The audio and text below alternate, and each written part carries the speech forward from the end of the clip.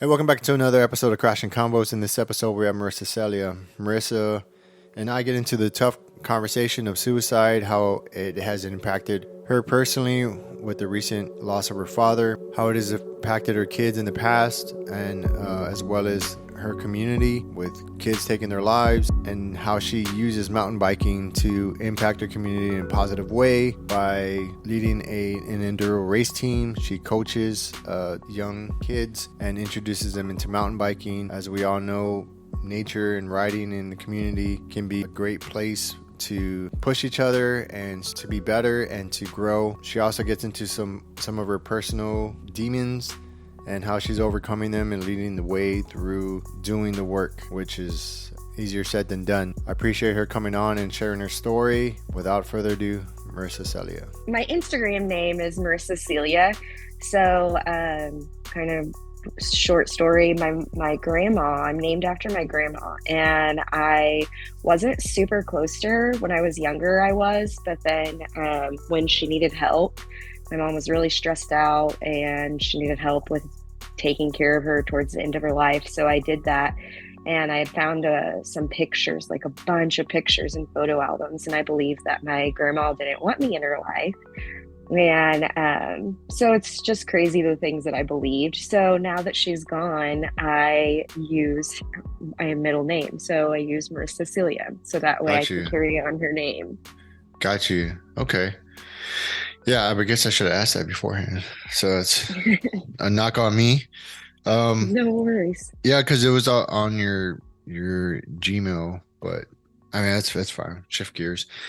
So, have you been getting any riding in? You guys getting any rain up there?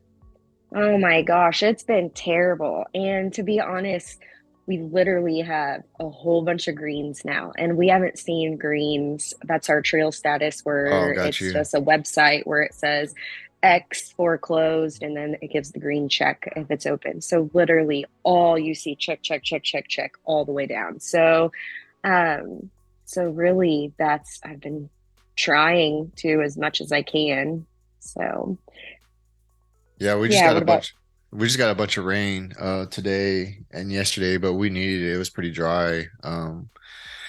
But we probably get more riding in Texas than you guys do in Missouri because y'all guys get a lot of snow up there, don't you?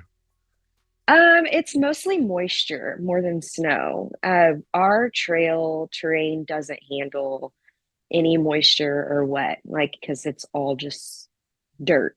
So any amount of rain will shut us down. Dang. But it is nice though that we do have Arkansas pretty close to us though, because it takes about 2.5 hours from where I live to get out there, and their terrain is great.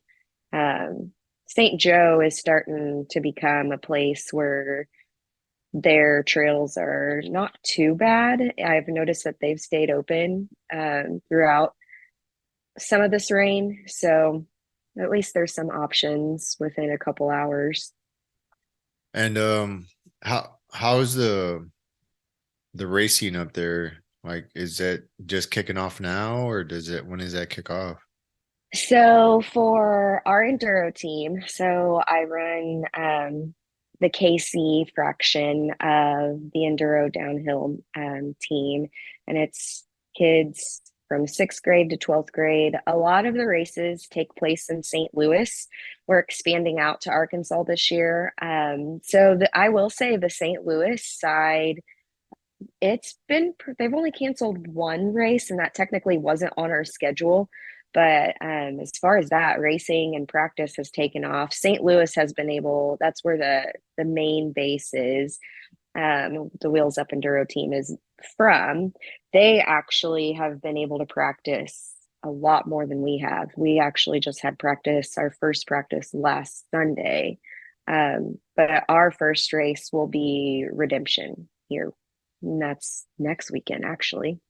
Yeah, definitely. That's the last race of the Enduro series. I'm probably gonna end up doing that one. Just got a lot of stuff kind of going on right now.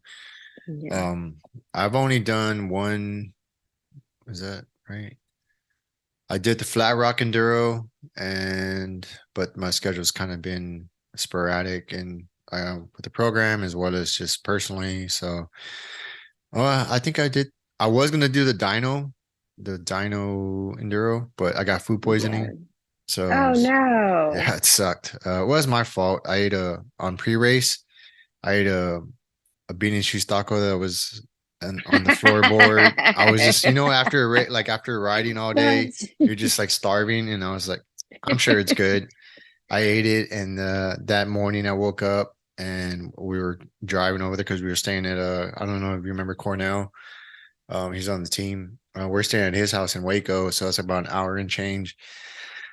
And as we're driving, I'm like, "Hey, dude, can you put?" I pulled over. I was like, "Hey, man, can you drive?" Which is I have to be hurting pretty good for to ask somebody else to drive. And yeah, I just started blowing chunks on the side of the expressway or the highway. dang. And we That got there. sucks. I got my chip. I was throwing up, not as I was getting my chip, but that would like because the line was long. I want to go throw up on the side and just all day. I had my chip, hoping I would get better, but by noon I was still Yeah. throwing up. It was gross, but it was coming out both ways, which is disgusting. And I found that Dang. I have a new appreciation for engineers of porta potties. Yeah, they really thought of everything. You Oh. got the toilet right there and you got the urinal right there. So it definitely benefited me that day. But yeah, needless to say, I didn't race. I had lost too much fluids at that point. Yeah. I was like, the Yeah. risk reward isn't worth it. So, but Yeah. pre-race was That good. bean burrito took you out. Damn, man, I tell you what, I have so many random stories like that. It's crazy.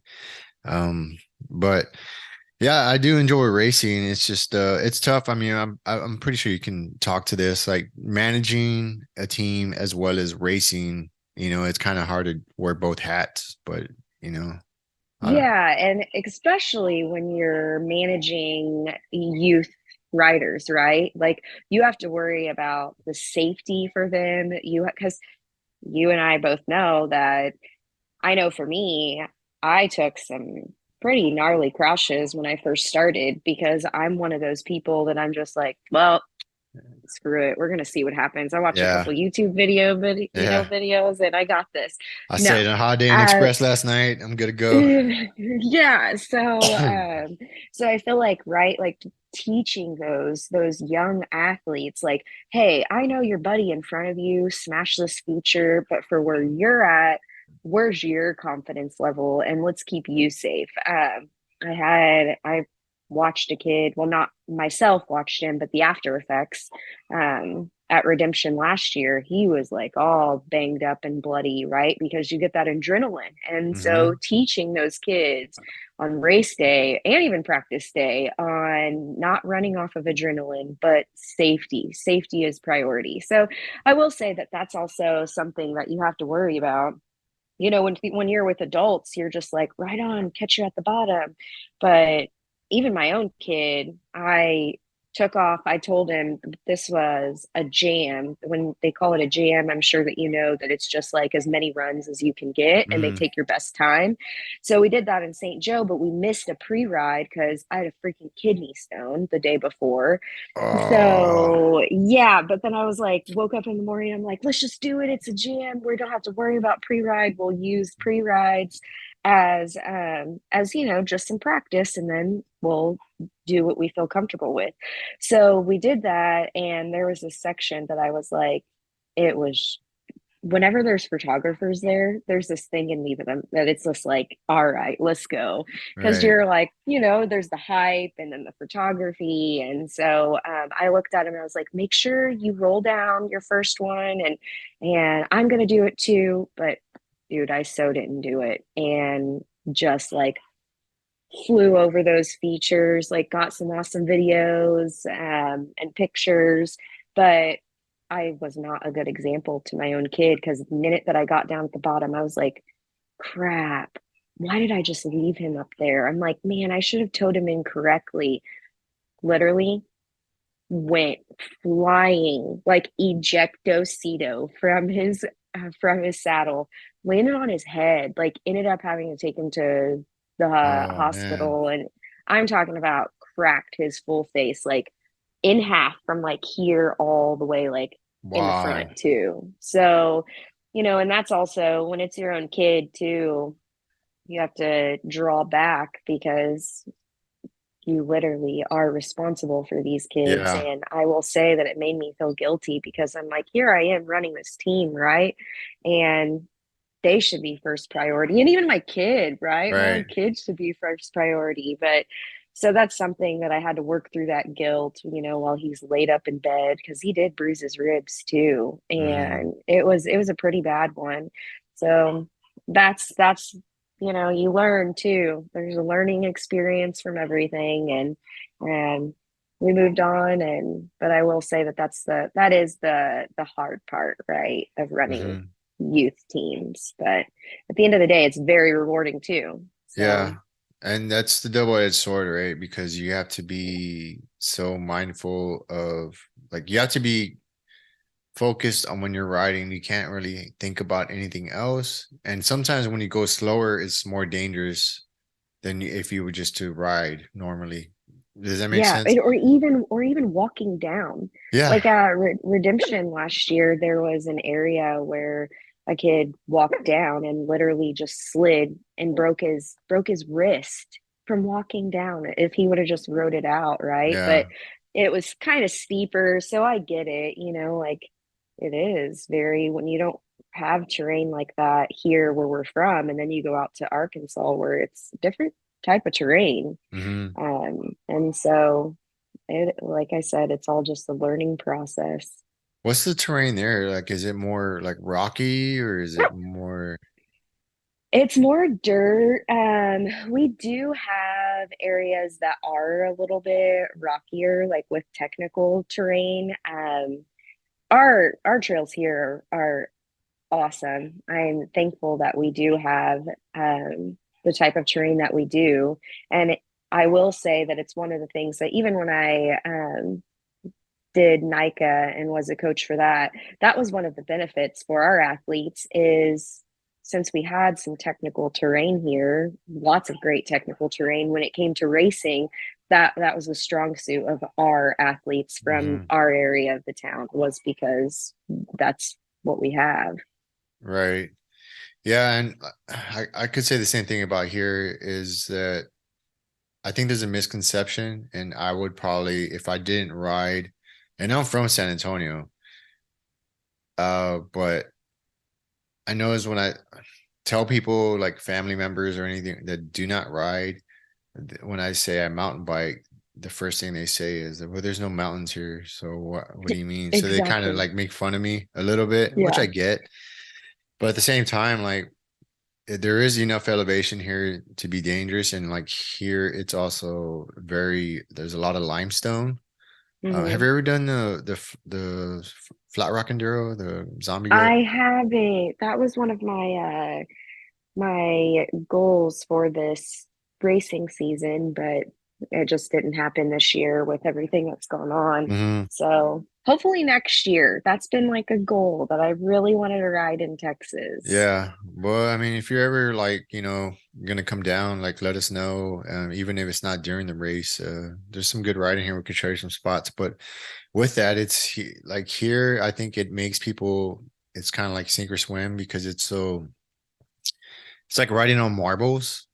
Like even the berms, some of the berms are not like as like you go to Bentonville or anywhere else where there's like manicured trails. It's just even when there's braking bumps, it's like, man, this is like so flowy and so smooth. And here it's like, I don't want to say everywhere, but most places it's like, you know, deer or whatever kind of get in the trails and they just kind of bring this rubble of these like pebbles. But the positive side of that is that it teaches you how to ride loose, I guess. You know what I mean? Like, so Hmm. your rear tire is Yeah. kind of sliding around. So when you go to places like Bentonville and stuff, it's just like you're able to kind of just, push in the berms and it's I don't know, it's kind of I think it's a good thing. And it just kind of teaches you a lot faster and then we can ride year round unless we're getting rain because here there's a lot of clay. So it's not like, the Pacific Northwest or anywhere else like that where you can continue riding in the rain. It's actually better to ride in the rain there. But here it's like clay, so it just gets caked up on your tire and your tire will stop spinning. And I mean, depending on your wheel clearance and stuff like that. Yeah. But But at the same time, we get to ride for the most part year round. So that's always a That's plus. awesome. Yeah. Here So it's just a lot of that freeze thaw. Yeah. yeah. So how did you get into riding? Like, how did you start mountain biking? So I knew that I wanted something to be able to connect to my boys with, when people say, oh, well, it's just a phase, they'll come out of it. Like I knew that that was something that was important to me, that I didn't want to just let them sit idle. I wanted to have something that we could do together where you didn't have to talk about anything. You could just be with each other. Hmm. So I always knew that I wanted something like that, but I didn't know what it was. I did triathlons, and in one training season, I literally almost got hit on the road 3 times. Yeah. And so that was something that I was like, okay, after this race, I'm good. I'm done. Yeah. And it was stupid too, because it would be like people on their phones, like just not paying attention either. And so it just scared the crap out of me. And I saw this event. It was a women's only event, and it was called Dirt Summit. And so they had food. They said that they were going to have different groups, from beginners to advanced. And so I had a Trek 820 back then.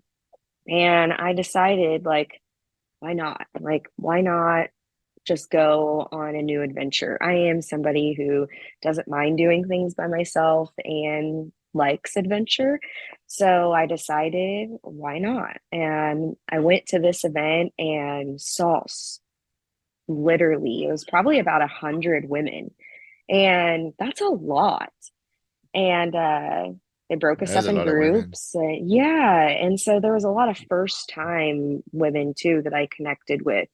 Um, and I decided, all right, I think I'm going to give this a try. So it's crazy. I actually met I call her my first mountain bike friend. I had smiled at her whenever we had first got there, but then we rode in the same group and come to find out we were from the same town. Like she lived probably like 10 minutes away from me, and she had just moved from Springfield not too long ago. And so we decided to connect and ride together. And so that was also like a big help to have somebody who was, a friend in mountain biking who I could meet with. But then I full fledged just jumped in. They say if you're interested in something, then hang out with somebody who's good at something like that, or whatever, the hobby, the sport, whatever. And so I call him Mr. Miyagi. He's an older man who became like a big brother to me and taught me a lot. Like he also crashed with him because he's like, don't use the brakes, go, go, go, and like cornering and stuff. And so I was really thankful that he helped build that foundation of mountain bike skills. Hmm. Jumped into clinics, with basic mountain bike clinics. I actually teach the fundamentals and advance, with mountain biking through Wheels Up MTB. So our enduro team is Wheels Up Enduro, team, and then the skills part of it is Wheels Up, MTB. So two different things, but yeah, that's how I got into it, and there was no turning back. And then once it's crazy too, because my oldest, he was not that cookie cutter athlete. Everything that I would have him try, I would notice that he would be off to the side, sit by himself, didn't really make connections. Also, his just confidence level was very low. And it made me, as a mom, sad because for me, I was always a natural athlete, grew up playing softball. My dad was my coach, and really was just a tomboy per se. And so watching him struggle in that area with everything that he tried was super hard to watch. But then he met the community with mountain biking, and that's what drew him in. Nice. Um, and that community, I will say, is what springboarded him into the mountain biker that he is today. But then it also brought this confidence in him that explaining who the boy used to be to people, they're like, no way, because he's completely opposite. So watching him grow in that too, and with my middle one as well, watching their skills, and it's more, and I always say this, that it's more than mountain biking, and it's somewhere where we can go when we do have bad days, and we can just let loose. And I even had parents tell me when I helped run the cross country team. I had a mom tell me one time, she was like, my kid's never excited to do anything. She's like, but the minute that I walk in the door now, he's like, hey, let's go. We're going to be late. She's like, he has never been this excited to do something. And it was actually one of my kids who I gave, the most improved rider award to, because it wasn't just about mountain biking. He would speak just negatively of himself. And I'll never forget, I had pulled off to the side and I was like, that's it. I was like, if you say one more negative thing about yourself, we are doing burpees. All of us, we're doing burpees right here in the trail. And he was like, okay, coach, okay. And I'll tell you what, for the rest of the season, I never heard him talk negative about himself, but I also watched his self confidence boost up as well. And so And that's all it that, takes, right? I mean, sometimes it's not the parent themselves because it's, I don't know what it is, but like, I mean, I'll go back to when I was a kid. I didn't really, my parents would say stuff, but I really didn't, for whatever reason, like, it didn't click with me, right? I thought they were just giving me shit. But when somebody else told me, like somebody outside that circle, like would check me on something, it resonated more for some strange reason. So with that, I'm pretty sure his parents had possibly tried telling him, like, hey, quit talking trash about yourself. And then when you said it, you kind of highlighted that, it kind of clicked with him different, and then to kind of yeah, make everyone else aware of it, kind of like, entrench that idea in his head. And he's just like, all right, well, maybe I do talk a lot of like, negative stuff about myself. But I do it too. I still do it. I'm trying to get better at it. But in some strange way, I feel like it's a way to kind of keep me humble, I guess. So I don't yeah, believe my own hype, I guess. I'm not necessarily mountain biking, but everything in general. But I mean, that's good. Because especially like you're also a mentor, right? You're kind of raising these kids, in a different way, and it's kind of bringing and highlighting like both their strengths and weaknesses.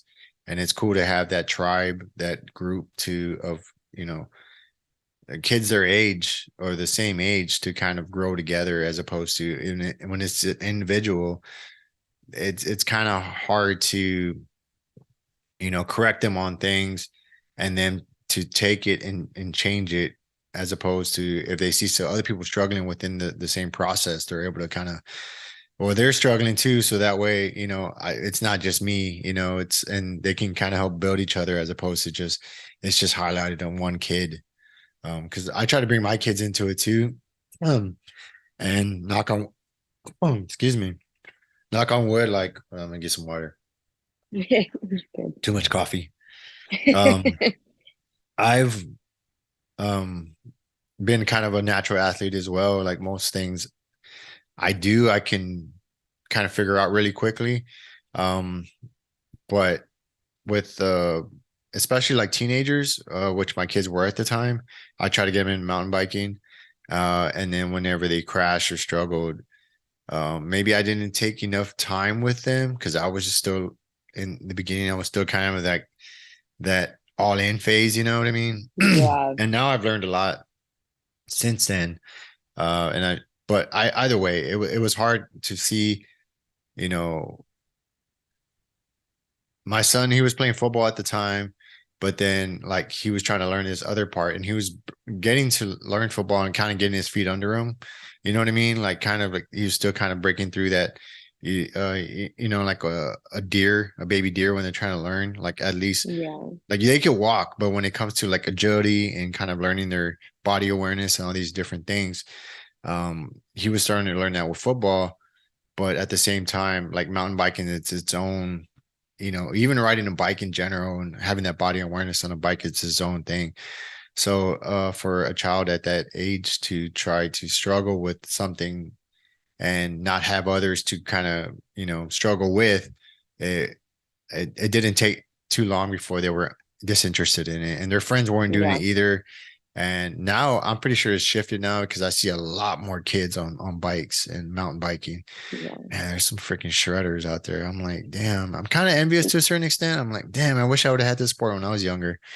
But at the same time, I got it when I was supposed to. So Yeah, that's exactly how I feel too. Like, I mean, and I think that telling parents that, right, that exact thing that you said, at the end of the day, it I introduced Devin into it, and but it's I wasn't the one who kept him in it. It was literally that community. And just like you said, right, when other people tell you something, it's like, okay, well, let's take that into consideration. It's the same thing. Like when he saw other people enjoying it and liking it and seeing their skills, he's like, okay.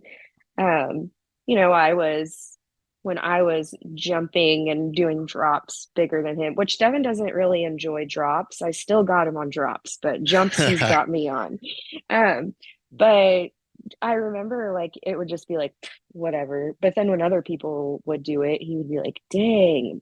But now, like I said, I still got him on drops, but when it comes to jumps and like the stees, like yeah, that kid's got style. He's the way that he can maneuver his body, which is really mind blowing to me because he's always been like this stiff kid.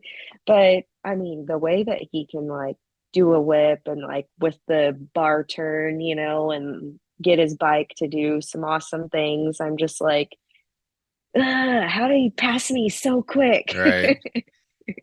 Yeah, and But that's another thing, right? I mean, I kind of go back to like CrossFit, right? CrossFit it would expose your weaknesses as well as your strengths. So in one workout, somebody would, you know, be really good at thrusters, and other workouts, somebody would be good at pull-ups, but it always leveled the playing field.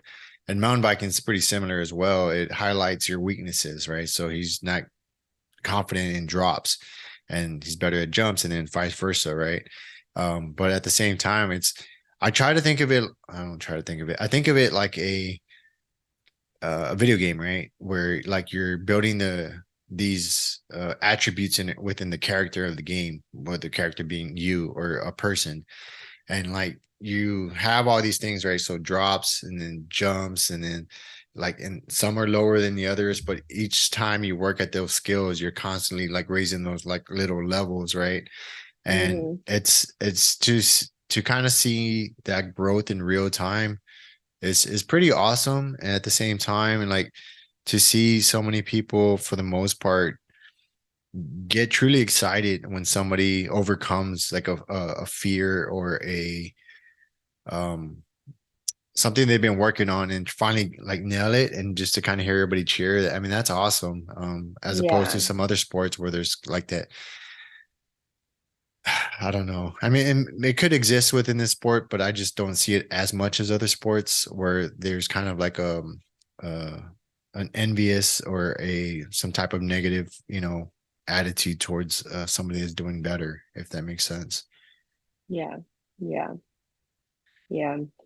I will say that something that I've always admired with Devin is, like I said, with kids, even they don't really have like that indicator of hey, I'm not pretty confident in this, so I'm just gonna skip it.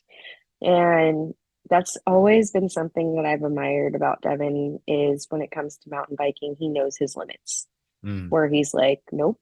And he's taught me a lot about that because for me, if I have three friends that have just cleared this, jump or whatever, and like I know my skill level and I'm not listening to my body per se, and like that's when injuries happen is when we just go with the flow and follow the crowd because we're like, I'm going to do it too. Right. And so I think that that's something that Devin has even taught me is, and it's funny because even the other day when we were riding, he was about to go down and he's like, this is a pre-ride, just so you know. he's like, you don't know if trees are down or anything. And I'm like, thank you, I got it. Yeah. So it's cool that, even those skills have been imparted to him. But then also, like I said, that one, he's just like always have known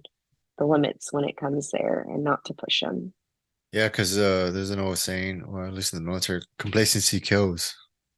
You forget about these Yeah, things and you need people to remind you. And you can always learn from somebody, no matter their age. You can learn from a little kid just because their perspective of the world is so unique. Or yeah. even somebody, obviously somebody older than you, but sometimes some people older than you still act like kids. So, but you can always learn something, even the negative parts of it. So, what is like one of the things I enjoy about mountain biking is how, I don't know, at least for me, I mean, granted, there's different things that people do that can kind of keep their balance in life, pun intended, I guess. Um, in the sense of like so when shit goes bad, like how else do you use mountain biking like I know you had talked about some stuff that happened early on that kind of you started to find your purpose or like a calling, if you will, to try to raise awareness for like suicide and stuff like that. Do you try to like dovetail that into mountain biking at all, or like do you use that in So briefs? mental health has always been something that is important to me. I have ADD and I struggle with depression and anxiety. I didn't put a name on it until I was older. I just always thought something was wrong with me. And I think that's where the conversation starts is nobody talks about those feelings of feeling like something's wrong with you, right? And when you believe those and when you build your life on that, um, it clearly takes a toll on your mental health when you start believing those things, even as a Yeah. kid. Um, so I noticed that when I was older, something wasn't right. So obviously, I started digging, getting help, seeking. I've always been in and out of therapy since I was a junior in high school, but I think really searching for the whys. But then when my own son started struggling, I saw, and this was my middle one, I had seen there was a message that was intercepted for a parent, and it said that he was going to harm himself. And so I remember, which intrusive thoughts have been always something that I've dealt with as well. Some seasons they're at bay, some seasons I have to fight harder. Um, so I will say that that was something that like raised the flags where here in our community, kids taking their life left and right has been something that is very prominent. Um, it seems like we hear, not even kidding you, it seems like I honestly hear something every month, and I'm talking about um, kids, kids even as young as sixth grade. And this was something that on our soccer team, there was a young man whose friend had taken his life. Again, they were sixth graders. And so, right, it affected this kid.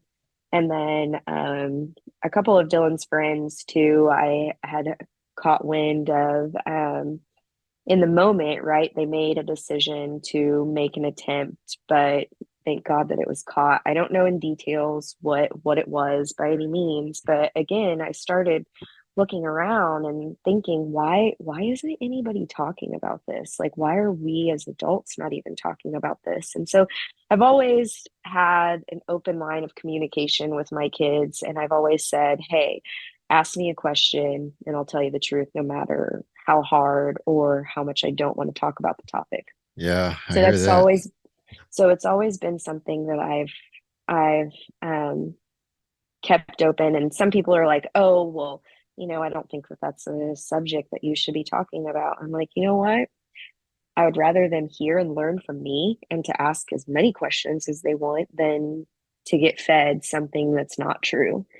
And so, or just, people's perspectives, and then other kids, right, will say things that maybe would make it worse or whatever. So I will say that for me, that was my first when my own kids started struggling, and then he didn't admit it. He said, "Oh, I was just kidding." Well, inside, I knew, knowing the things that I have gone through, that I needed to wait it out. And so, in the background for me, and like I said, for me, I have a relationship with the Lord. I hate when people say religion because I think rules and regulations, that's a whole different subject. But I will say for me privately, I just begin like praying and asking, like, because I also didn't want to be that mom that was pressing, right? Because if you press, before anybody sees a problem or before anybody feels like anything is wrong, you're going to immediately shut that down, whatever is going on. So for me, I stayed silent and I didn't push. I just said, well, I'm here, and that's not something that we talk, like joke around about. And so I was like, that's something very serious. And if you ever have these feelings, I was like, I deal with some things too personally. And I was like, but just please come and talk to me. And that's all that I said. But in the background, I was just praying, like, expose whatever's going on. If something is going on in his life, let it come to life. Let me be at a way where I can speak into his life. And I kid you not, I ended up, they were about to go back to school too, and I was like, no, you know what, I'm going to homeschool him. I want to make sure that I can get a grip on the blending in phase, because again, parents say, oh, well, it's just a phase. And I don't mean to say this for if anybody, ever listens that has had a kid that did take their life. Like, first off, I'm very, very sorry. And that it's something that's very sensitive. And I don't want any parent to ever feel like, oh, well, I did it, or like I pushed them. But I will say that people saying, oh, it's just a phase, we shouldn't take that lightly and say that it's just a phase. We should be there, because maybe it is just a phase, but people in general need to know that people are walking with them. Hmm. And so with that, I didn't want him to blend in and to go to school. I wanted to walk with him and be with him. And so that's what I did. And a month later, he had gone to a youth service at church, and he came home and he's like, hey, can I talk to you? And usually he would just start talking to me, right? So I knew Right. something was wrong. And so I was like, absolutely. So I went downstairs, sat in the living room, and he's like, no, paused YouTube and was like, can we sit in the sitting area? So right, I'm like aware now that okay, this is really serious. Right. So he sat down and he said, I feel like this black cloud is trying to overtake me. And I I don't I didn't put it into words like that, but him saying that, it hit a chord inside my heart, because I'm like, I know exactly how that feels. And so I had just grabbed his hand, and as tears were rolling down his eyes, I looked at him and I said, I know how you feel. You are going to be okay. And I said, I'm going to teach you some tools. And I said, I walk through seasons where it is really hard to see the light at the end of the tunnel, and I feel like nothing's okay. And he looked at me with eyes that were surprised. And he said, you know what this feels like? I said, I know what this feels like.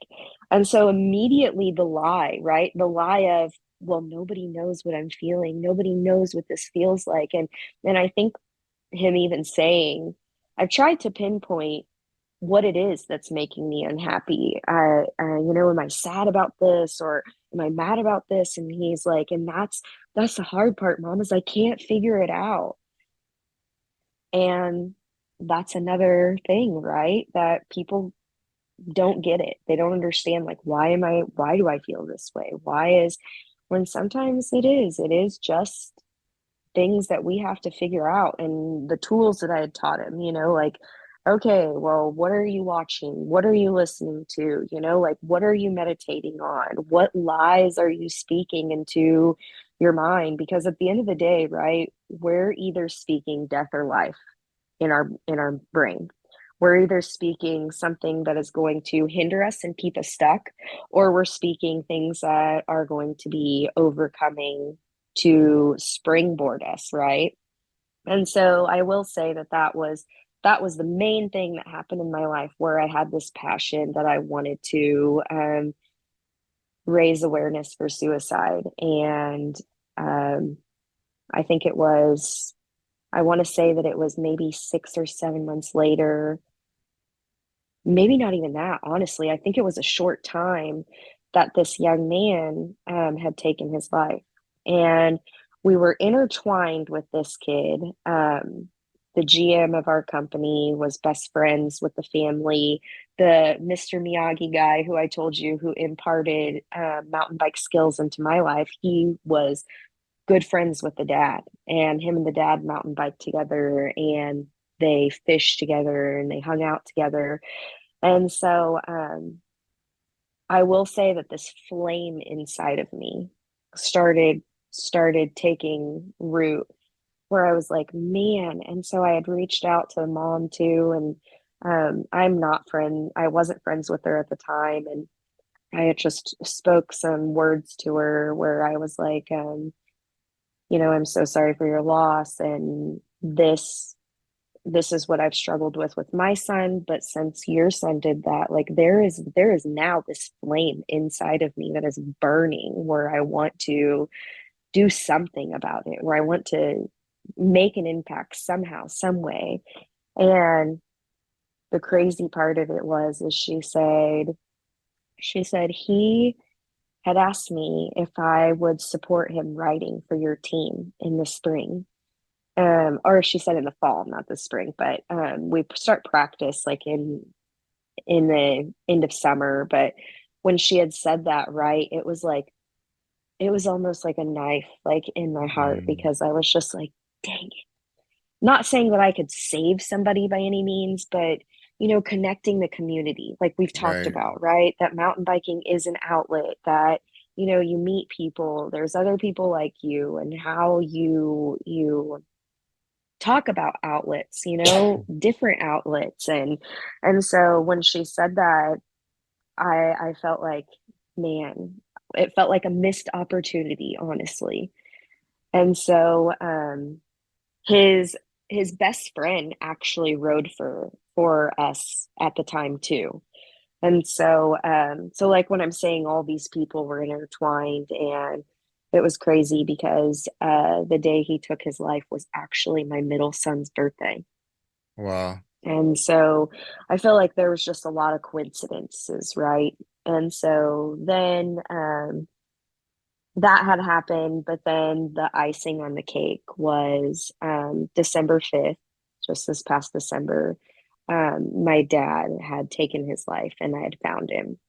And so that was something that I was just like, I actually had a meeting at Dylan's school about a coach that was not being so great for his mental health. But then I also have this passion where I wanted to start a club at my son's school and my daughter's school where it starts at right the conversation should be imparted and started at a young age because depression, anxiety, the suicidal thoughts are not a respecter of persons either. Like they happen young as well. Like there's from all ages. I mean, literally, I had a parent who I had helped out with soccer last year, and I had noticed that there was a young girl who was just negative about herself. So I made it a goal to speak into her life and speak into her life and really not make it about soccer and the performance, but about having fun and learning. And I'll never forget the mom was like, she's struggling with suicidal thoughts and the way that she sees herself. This kid was a first grader. Yeah. The fact that it's already happening, right? And And so, yeah, and that's go happening ahead. sooner and sooner, not just with suicide, it's happening like with sex, it's happening with everything. It's sex, like it's all these influences. You kind of highlighted it earlier. It's like, what are you listening to? What are you watching? Who's like in your circle, what's your family life like. It's not just one thing, it's a collection of things, and I think that's why it's hard to pinpoint what it is. It's Yeah, sleep, deprivation, it's diet, it's what's in our it's a collection of things which I've learned to this point. And it's and as a kid you're still trying to figure out your existence. I mean, even as adults we're trying to do that. And it's also the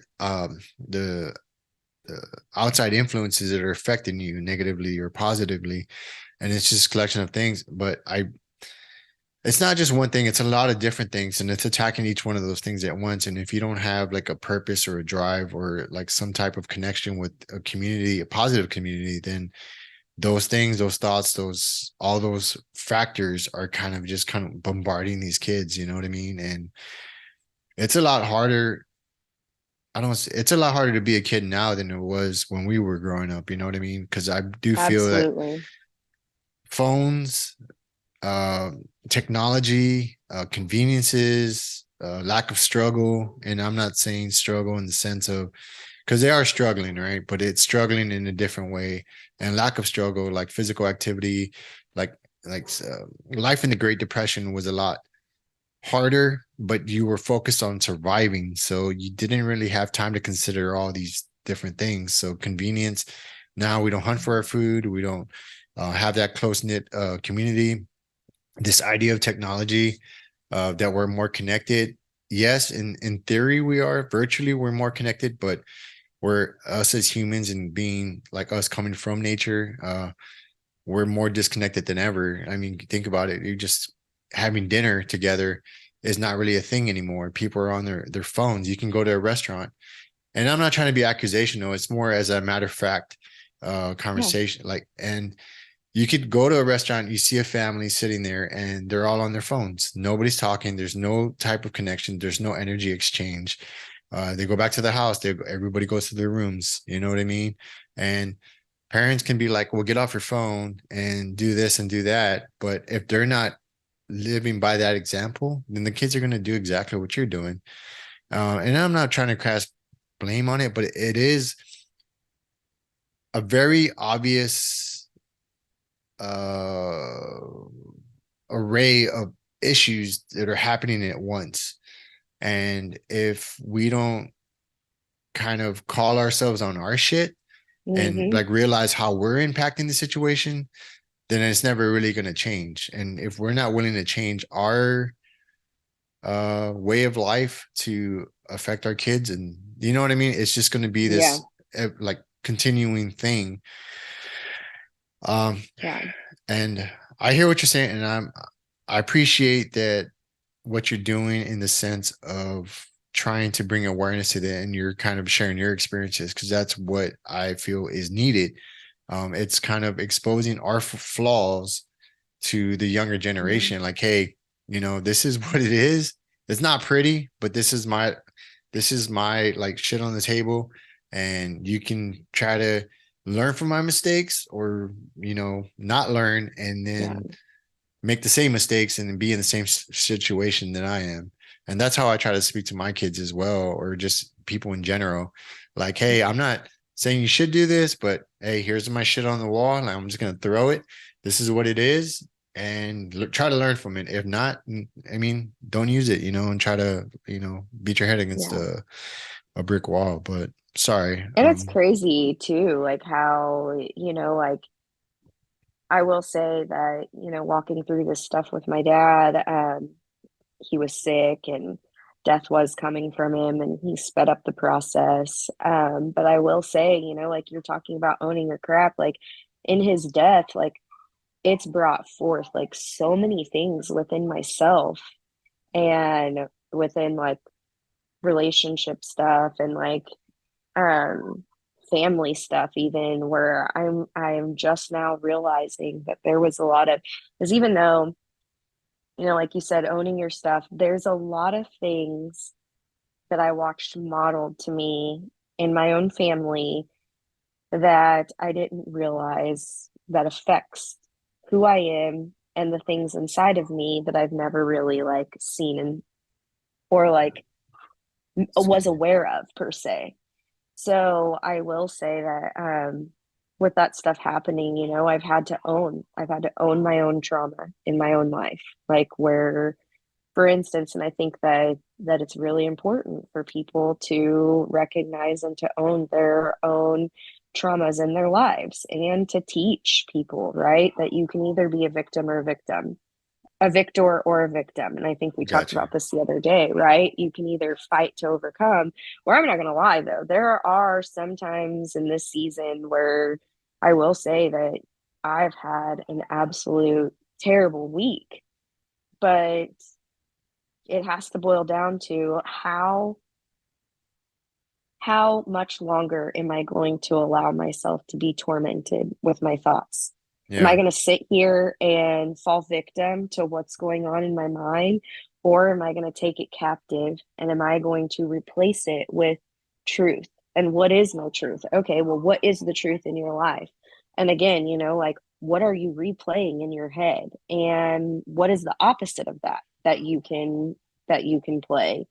And so I think that, right, being a guard to your mind is something that needs to be taken seriously too. And so I will say that even like I didn't recognize when I say being a victim or a victor, I'll give you this an example. Um, when I had found my dad, a ceiling fan was on, and I literally was staring up at the ceiling fan like, okay, this is really happening. And so my focus was the ceiling fan.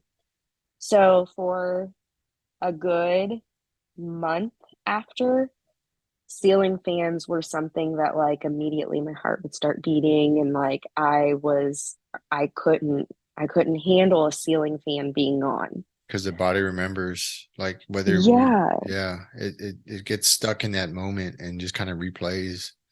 So I literally had gone to a friend's gender reveal party, and groups in general, group settings right now aren't really my jam because it just gets too noisy and like I feel like you again, like just speaking transparently with all the trauma and like the things that have gone on with like my immediate family and just like things that are happening right now, I kind of feel like when I'm in group settings or any, like I'm living like this outer body experience because also like everybody gets to go on with their lives and I'm freaking fighting for my peace, my joy. Like I'm fighting to go on with my life. And so I'll never forget like this panic feeling is somebody turned on a ceiling fan there. And when her balloons came out, like I hugged her, I was like, I love you. But I literally had to leave and like got in Hmm. the car and like had to like work on deep breathing and stuff. And that's things, right? We need to be taught coping mechanisms on deep breathing, neurostimulation, um, like hobbies as well, like things that can help you through these Hmm. things when you're at a high. And so I will say that even like being at a place now where I can turn ceiling fans on and a ceiling fan will go on and my own kids will have ceiling fans on. Like, I feel like I'm like really proud of myself that I've worked through Hmm. that trauma in what, like two, 3 months that it's been that I've like really, because I was like, I am not going to freaking worry about if somebody turns a ceiling fan. Like, a ceiling fan is not going to be the controlling factor of me losing it for the rest of my life. Yeah. And so I think that that's something too that we have to recognize on like how to overcome things, how not fall victim to them and let them um, hold you in chains per se, right? Yeah, and I commend you for that. I know when I spoke to you the other day, I was pretty surprised. I was like, how, and it makes sense now knowing a little bit about, you know, since high school approximately. You said you've been in therapy off and on, trying to deal with other things, that you were aware to kind of like after after that incident when you found your dad, which is, I mean, yeah, which would be a lot for a lot of people, right? And then especially kind of the stuff that led up to that, there could be like a lot of guilt there. But like for you to kind of like quickly pivot and get into therapy right away to start to overcome these things, because it's difficult to try to be uncomfortable, right? And a lot of people seek the comfortability. They pay for comfortability. They pay for convenience, all these things. So they're never uncomfortable. But the only way to get through it is to go through it and to kind of replay that and try to, extrapolate it, kind of take what apart what I don't want to say fault. That's probably not the right word. But you kind of figure out what is and what isn't, right? And what is mine and what is that and what is this? And then once you kind of can understand it and kind of, lay it out, then you can kind of start process it. And it's also understanding the tools, right? Yeah. And because these things, these tragedies, these life events, it's just life, right? At the very basis of it, it's tragic because it's tragic to the personally to us. And for us, we can or cannot allow it to affect us in the way it is. It's a choice at the very basis of it, it's a choice to decide one way or the other. Yeah. It's difficult to make the choice to overcome that and kind of retrain our thoughts and retrain those grooves, those negative thought patterns, or what have you. But it's necessary. If not, like you said, you could become the victim. And kind of going back to society and like kids and like TikTok and all these things, I feel like there's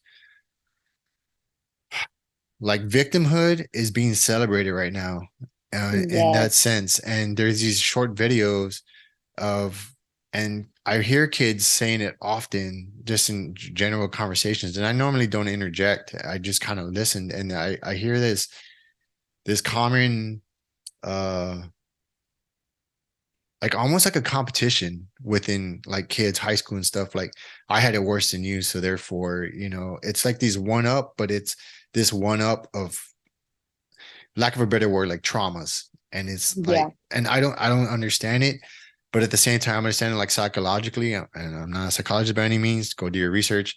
I remember I was listening to a podcast once, and there was a psychologist on there, and she was talking about like how, this, and I don't want to go down this rabbit hole because I don't want to detract from the conversation, but she was talking about, she used one example how within clinics or where there's like females with eating disorders that they try to not put other females with a female that has like bulimia or anorexia, Hmm. because women have this where they empathize. I don't know if empathize is the right word, but they try to relate to them so much so that they end up becoming either bulimic or anorexic. So it's just like this pathogenic thought that is kind of affects them and their train of thought. And so instead of having like one, now they're having to deal with four. And it's strange like how that happens. So if you take that concept and you apply it to social media and you're not really monitoring what your kids are like is influencing them or how they're, because we're Hmm. influenced subconsciously whether we like it or not, and whatever we Yep. listen, that's why marketing uh works so well, these dings and these bells. And I don't, have you ever seen The Social Dilemma? It's Um, on Netflix. It's a no, documentary. I have not. No, I You have should not. check that I out. was like, why did I hear why I was like, why does that sound familiar? But Yeah, no. so you should. Uh, I've talked about it before. When I saw it, it yeah. kind of just highlighted why I was so hyper aware. I mean, granted, I was in comm in the military, so I was kind of Hmm. aware of these other ways that people can kind of get to your kids through technology. But this documentary kind of highlighted that one, and you should also, for those of you folks listening, check out so The Social Dilemma and Childhood 2.0.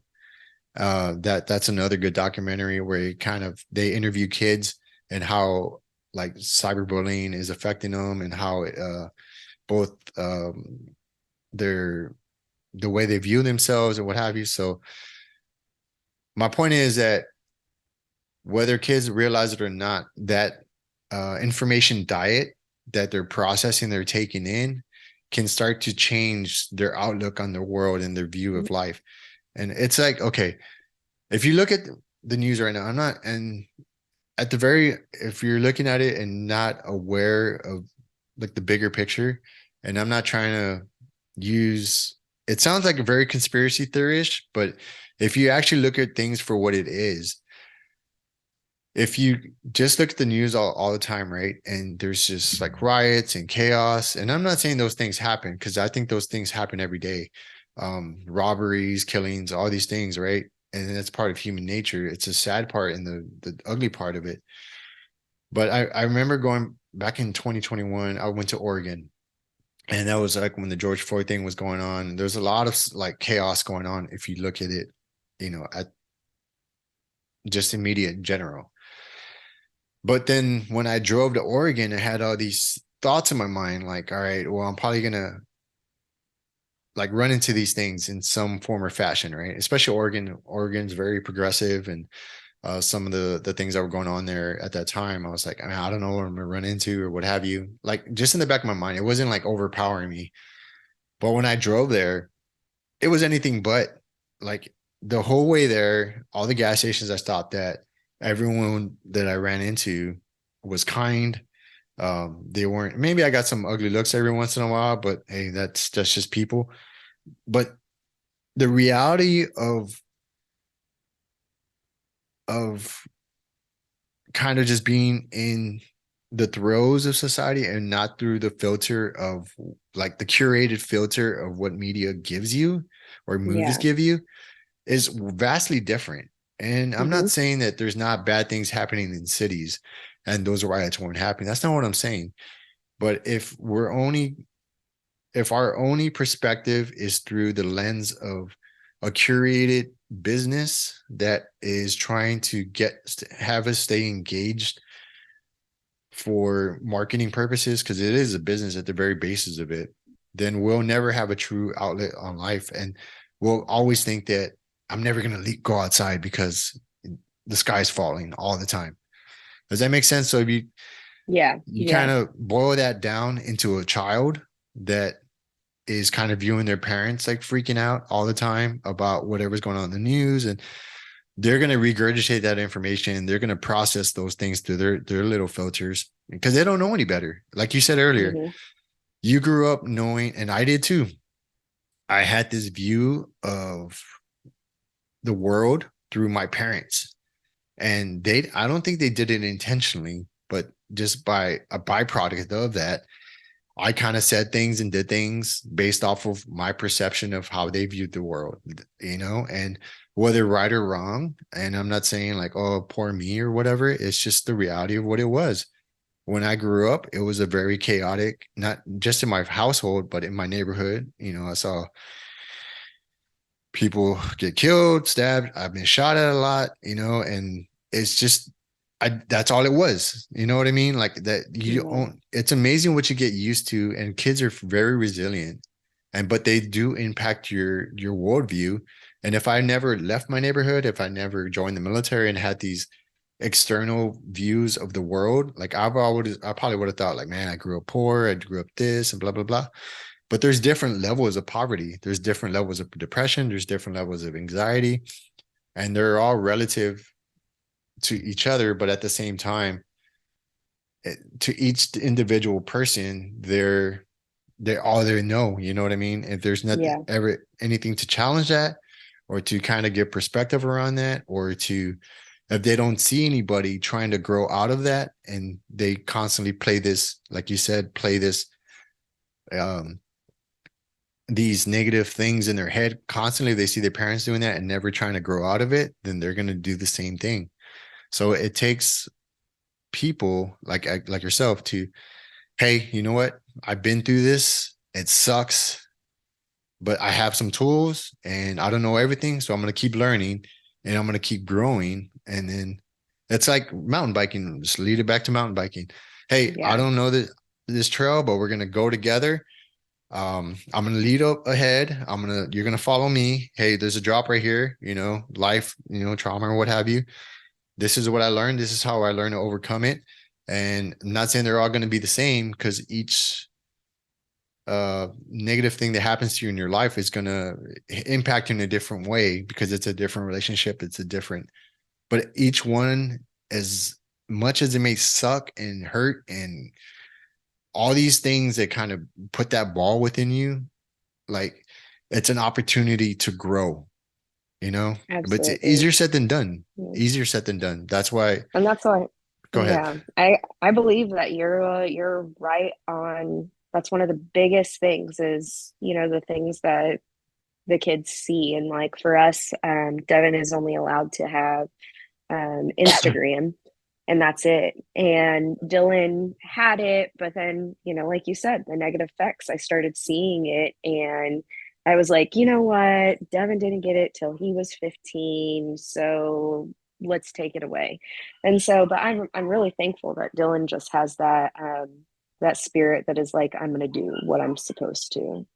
Um, Devin, on the other hand, I've had to fight with him nonstop about this stupid Snapchat crap.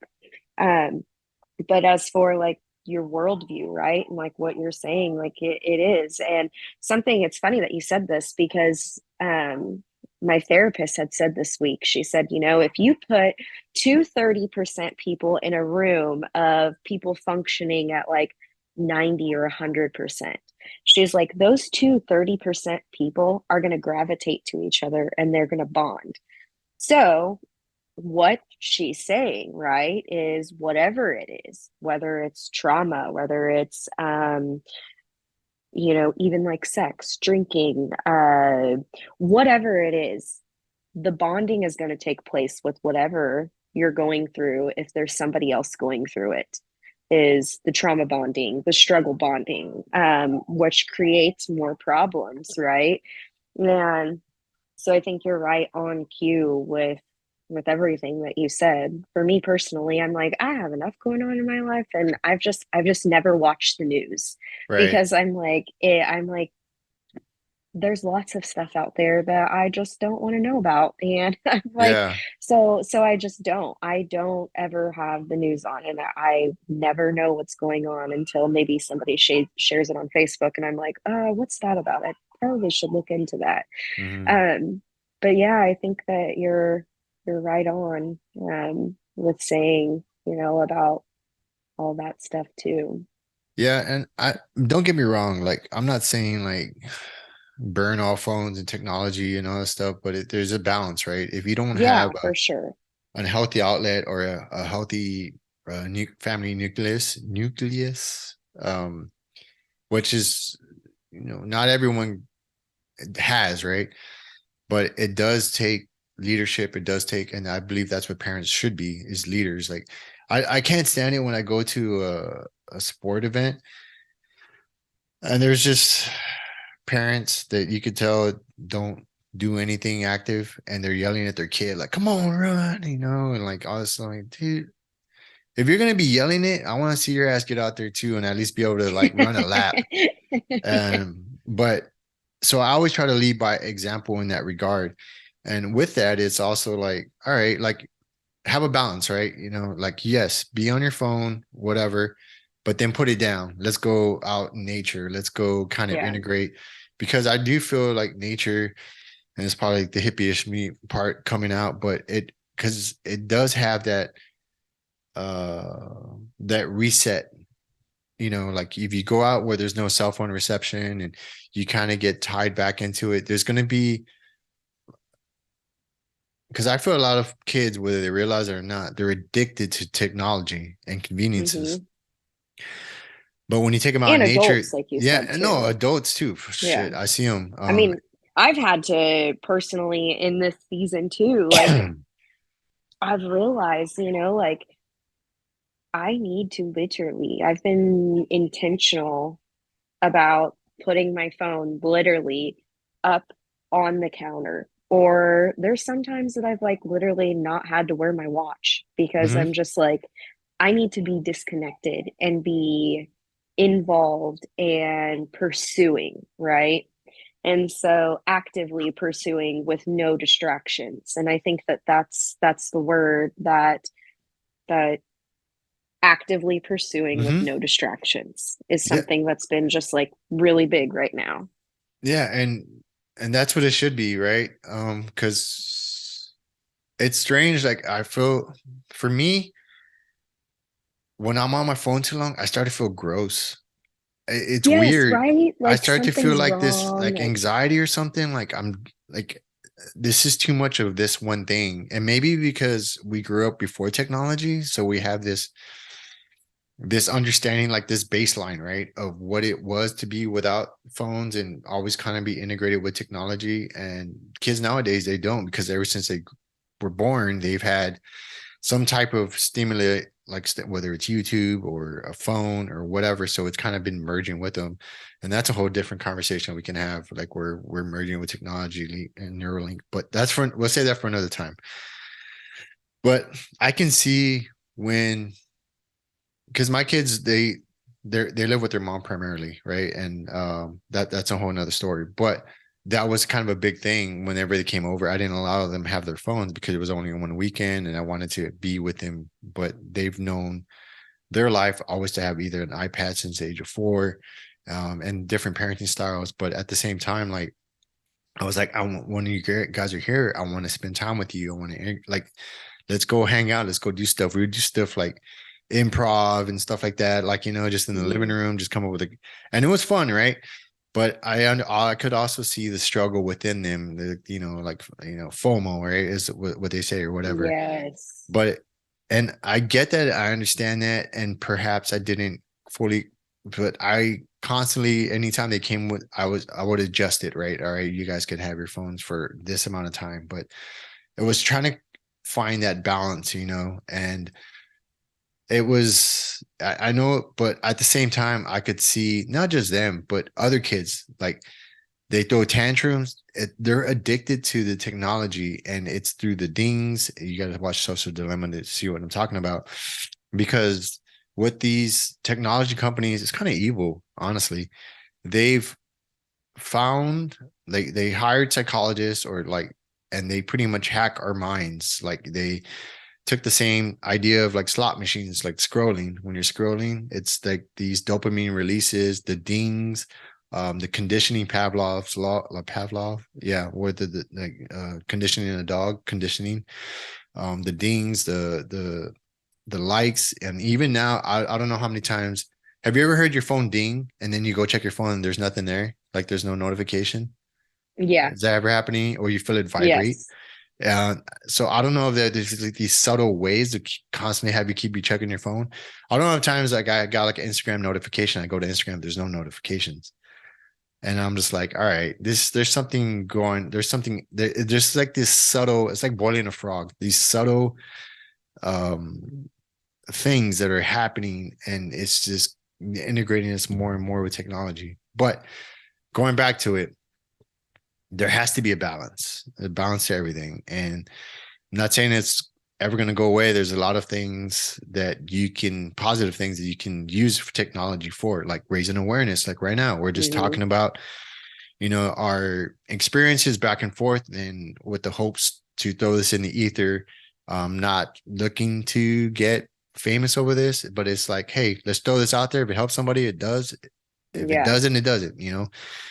And at the very basis, that's what it's about: having these conversations in a normal kind of way, unscripted, so that way people can learn from them and try to get something from them. But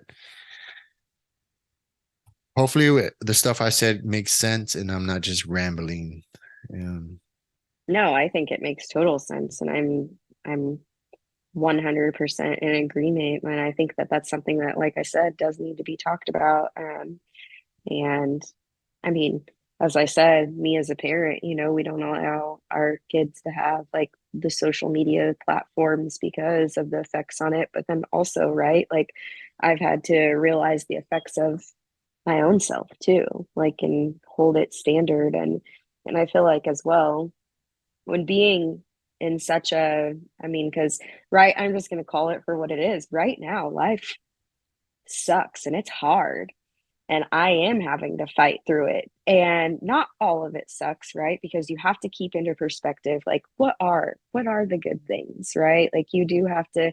So I feel like each day I'm trying to find at least the three things that I can, you know, be uplifting and give. For me, I'm like, I thank the Lord for these three things today, and like trying to have the positive spin. But there are, right? And I think that it needs to be said and taught too that there are some times that it does suck and the Hmm. tears won't stop and that I can't find the positive. And sometimes it happens for days, but at the end of when I'm ready to be done, like, because it's a choice, right? Like, okay, like, am I going to stay here?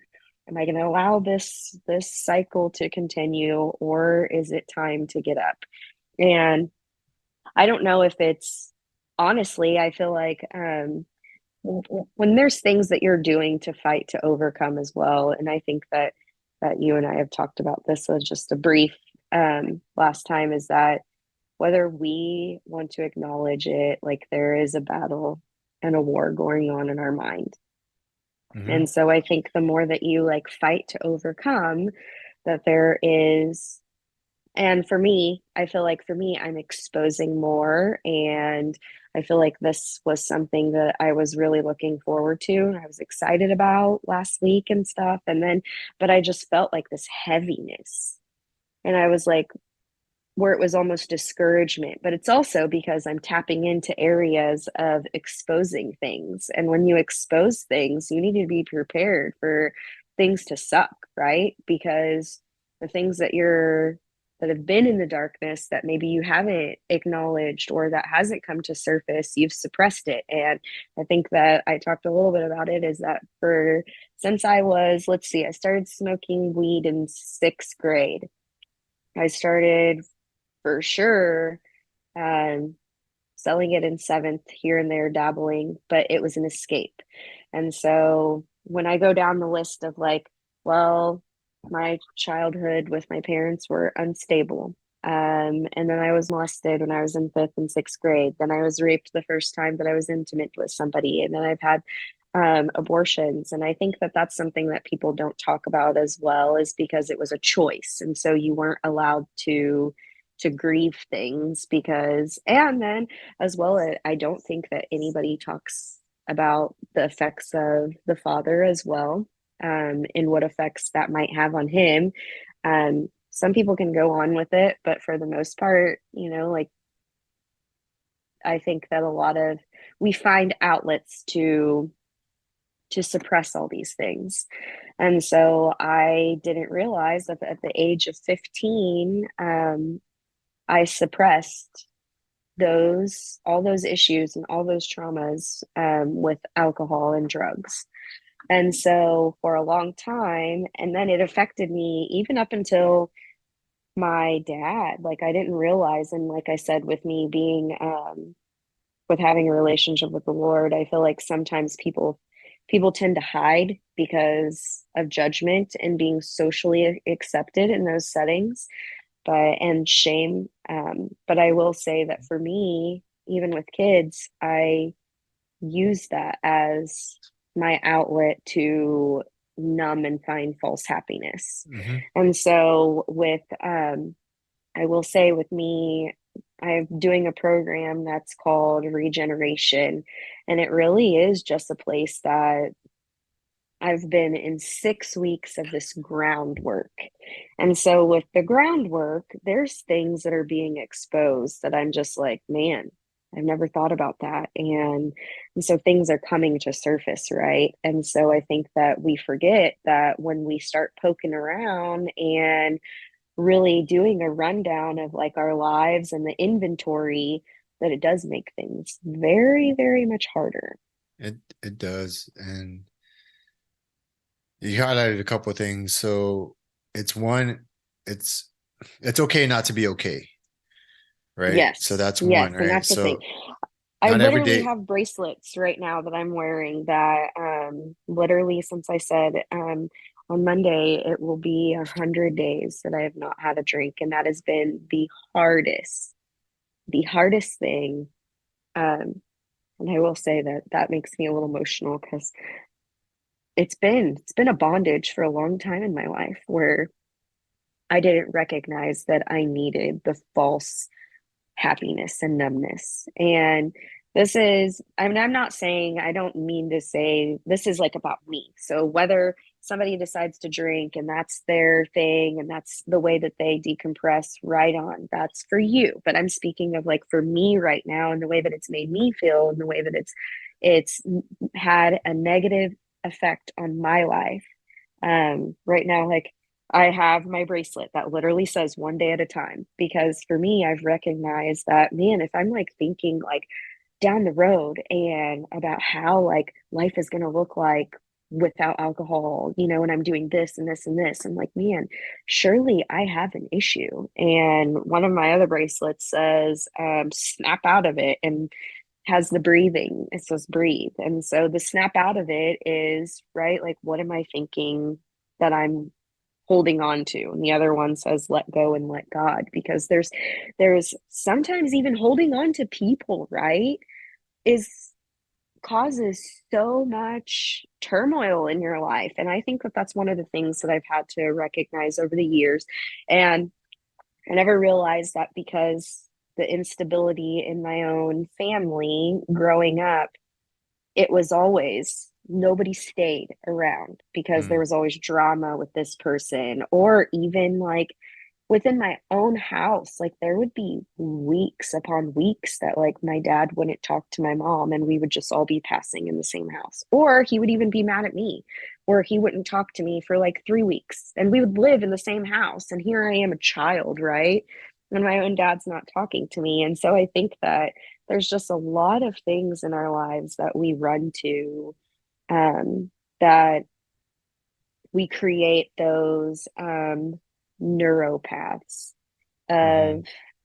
of the same repetitive thing, like of where we run to with our problems and our issues. So I think that it's very, very good that, I do have this therapist, because she used this example for trail form, where I really understood and got it. And it was like an aha moment. Is she was like, Marissa, because one of my things that I told her is I was like, my heart doesn't match my desire.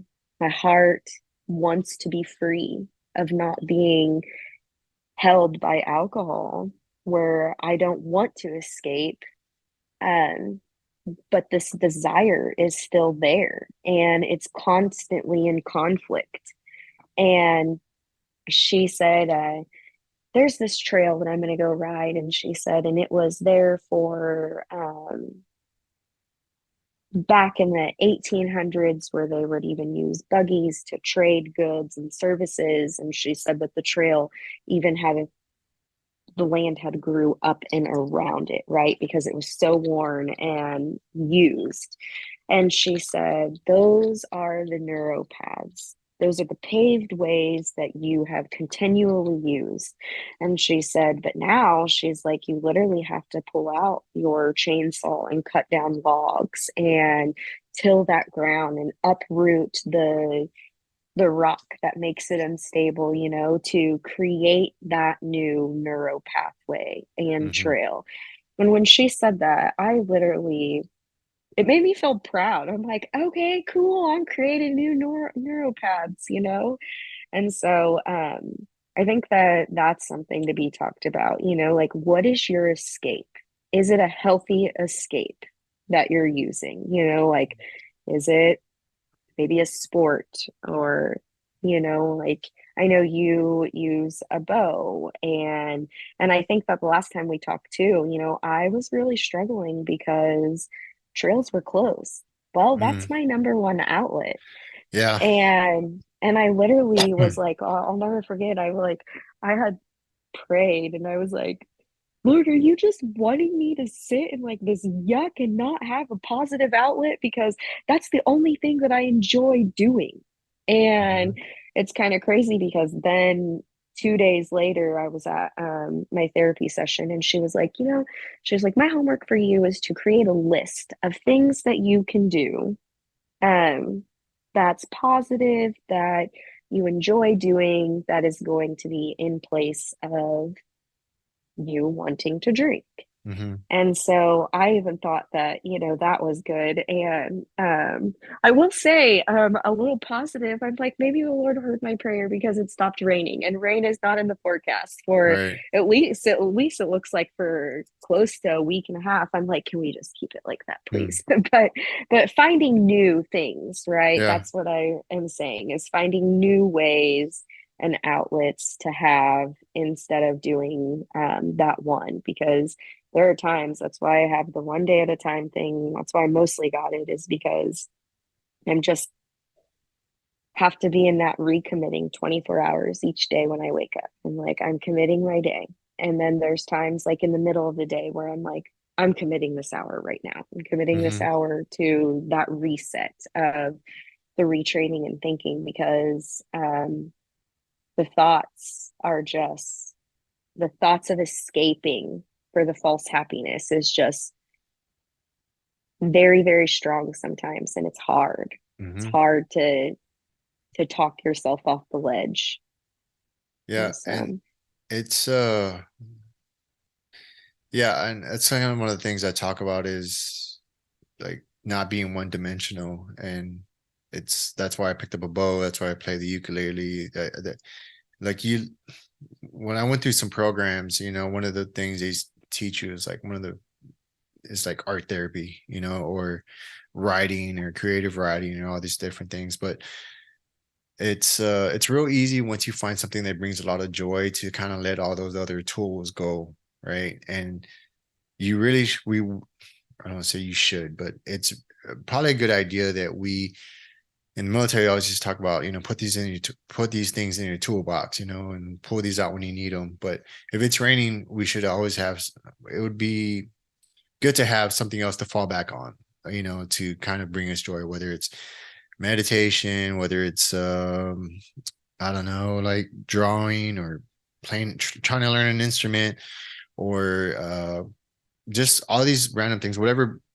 I always tell people, once you find that one thing, continue to try to like find other things to, just in case if it's a rainy day and you can't go riding, you can do something else or learn and work on your bike.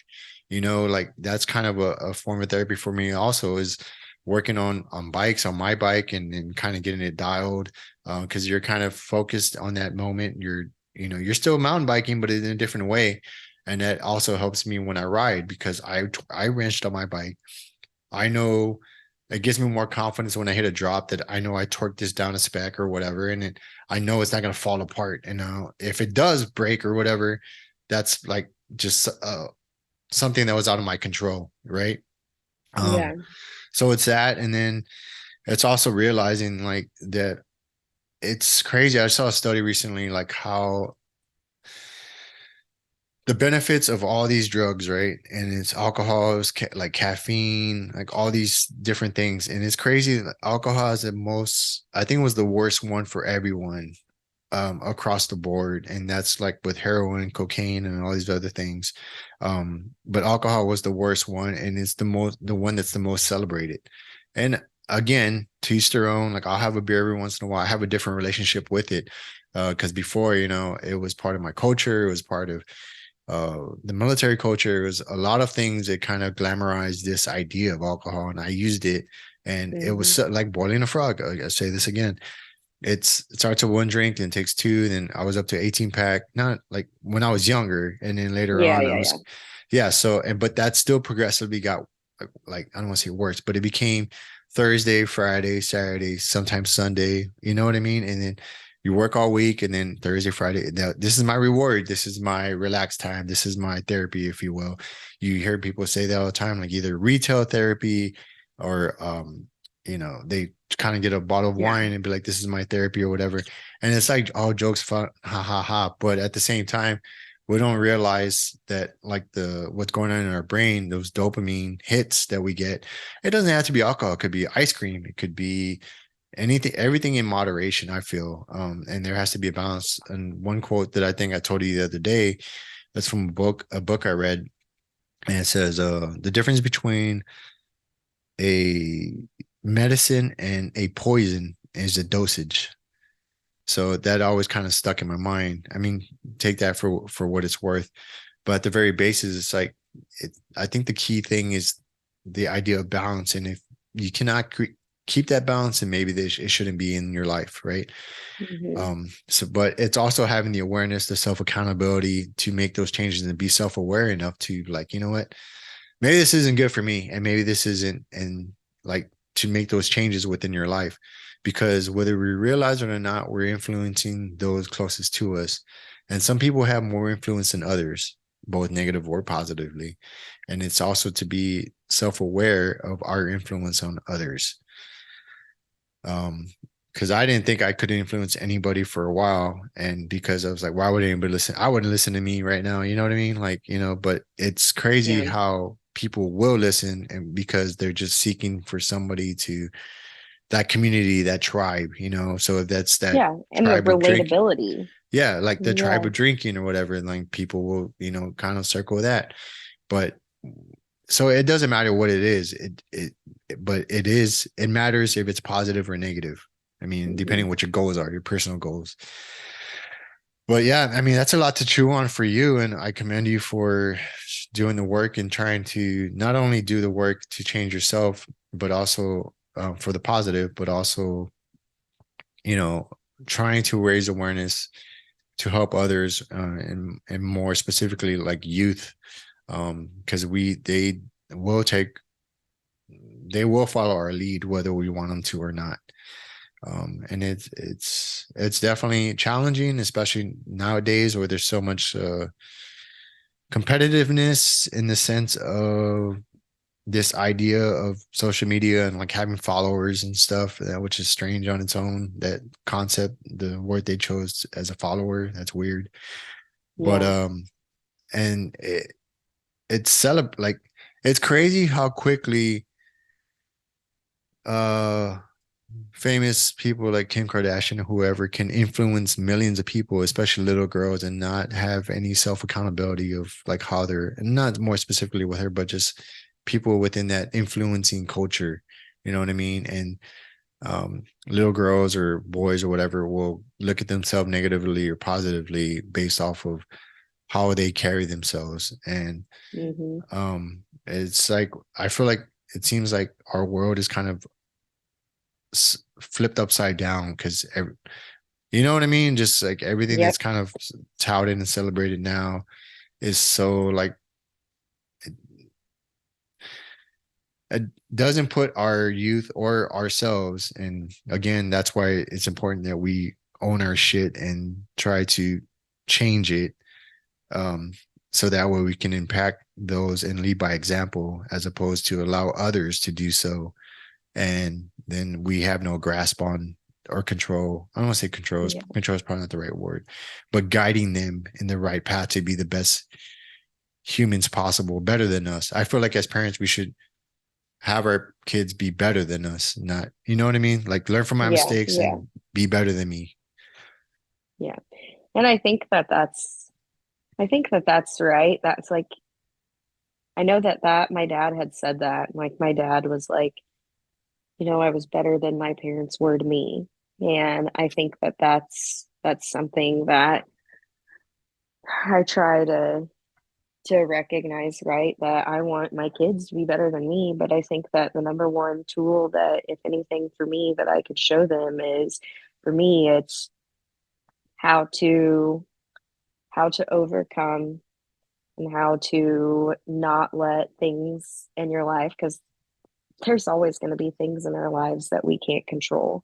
True. And I think that how to deal with those things. And I hope that, and Devin is at a place where his faith is going to be his faith, and it's going to be his choice whether he chooses the Lord or not. And I know that for me, when I've read the Bible, it has become a manual in how am I going to apply this in my life. And I feel like I hope that he doesn't feel like how I felt when I was younger, or any of my kids, that they know how to overcome and how to fight, how to truly get back up and fight when the world, is against you, because sometimes it's going to feel like that. And I know that, I've talked a lot about kids and stuff too, but I feel like I I 100% have a passion for everyone on that board of the spectrum of mental health, and making sure that that is a thing that we're always pouring into, because like I said, I think that that was one of the things that I had thought, even with this podcast, or even with jumping on with you and talking, is, man, who is going to receive anything from me, because my life is messed up right now. That's a lie, because that's the beauty of it is, yes, things are hard and they suck, but I'm not giving up and I'm not sitting down, and people need to be given hope. And that is what, right, we're trying to do here, is say, like, for me, I'm like, I don't have it all together. I don't know the answers, but I can tell you what is working for me, and I can tell you that I am overcoming, and that I'm just still fighting it in the game. And I think that that's what people need, is people need hope. They need encouragement. They need to know they're not alone. Yeah, and that's the biggest thing is one of the things that helped me when I was in probably my darkest moment to this point was knowing that, and it's such a cliche, right? You're not alone. You hear that all the time, but when I actually experienced and understood, and I heard other people address the symptoms of their problems, different things they've experienced, some more harsher than mine. But at the same time, the symptoms were the same. And that's what the connection that kind of like allowed me to start to heal was like I wasn't alone in it. You know what I mean? Like Yeah. everyone across the board had these different experiences, but yeah, at the end of the day, there was still issues like being in social gatherings. There was this hyper awareness, all these things that kind of are associated with PTS or anything like that. And I think a lot of people, well, I don't want to say a lot of people, but it seems that PTS or PTSD is just a military thing, but it's not. It's like it could No. happen in various ways, car accidents or just experiencing something traumatic where it kind of like short circuit something in your brain and you have to like you know learn that pathway. But also you talked about mental health, and it is important to talk about mental health, but it's also important to talk about mental resilience and like Yes. physical, like how being physically Healing the active. brain. Yeah, physically active, it's all connected, right? It's like physical activity, mental information, mental diet, like what your information diet, I should say, mental information, chingo, physical activity, information diet, diet in general, like what you're eating, like dyes, and these are all things that I've learned. It wasn't overnight. It's like sleep hygiene, how important sleep is, and how that impacts like your mental health in the next day, like what you're eating, what time you eat. There's a lot of things that factor into it, and it's a lot, especially if you're in this dark place to be like, man, I can barely get out of bed right now, and you want me to talk about mental, like my food and all these things, but I started attacking them little by little, it's like once I started to address what was like affecting me, then I started to like, all right, so what else could it be? And then I was through like help with Sandy. She's a lot smarter than me and she reads a lot more than I do, but she was kind of putting these little breadcrumbs of like food. And, I had this idea like, well, I'm still doing the mission. Like, um, I'm still kicking ass, right? But really I wasn't. She could see it. I wasn't sleeping. I was like waking up in the middle of the night, like I was having nightmares and stuff like that. And but I still like I was so that was my new baseline. So I didn't know any better. But she could experience it from differently. And so once I started to like stuff like I never thought I would do, but it was like before I go to bed, like with one taking the TV out of the bedroom, because that blue light will affect you when you're asleep. And I got brought up thinking like I can't sleep without a TV or the noise, right? Because that's how I grew up. But I wasn't aware that I wasn't going into deep REM.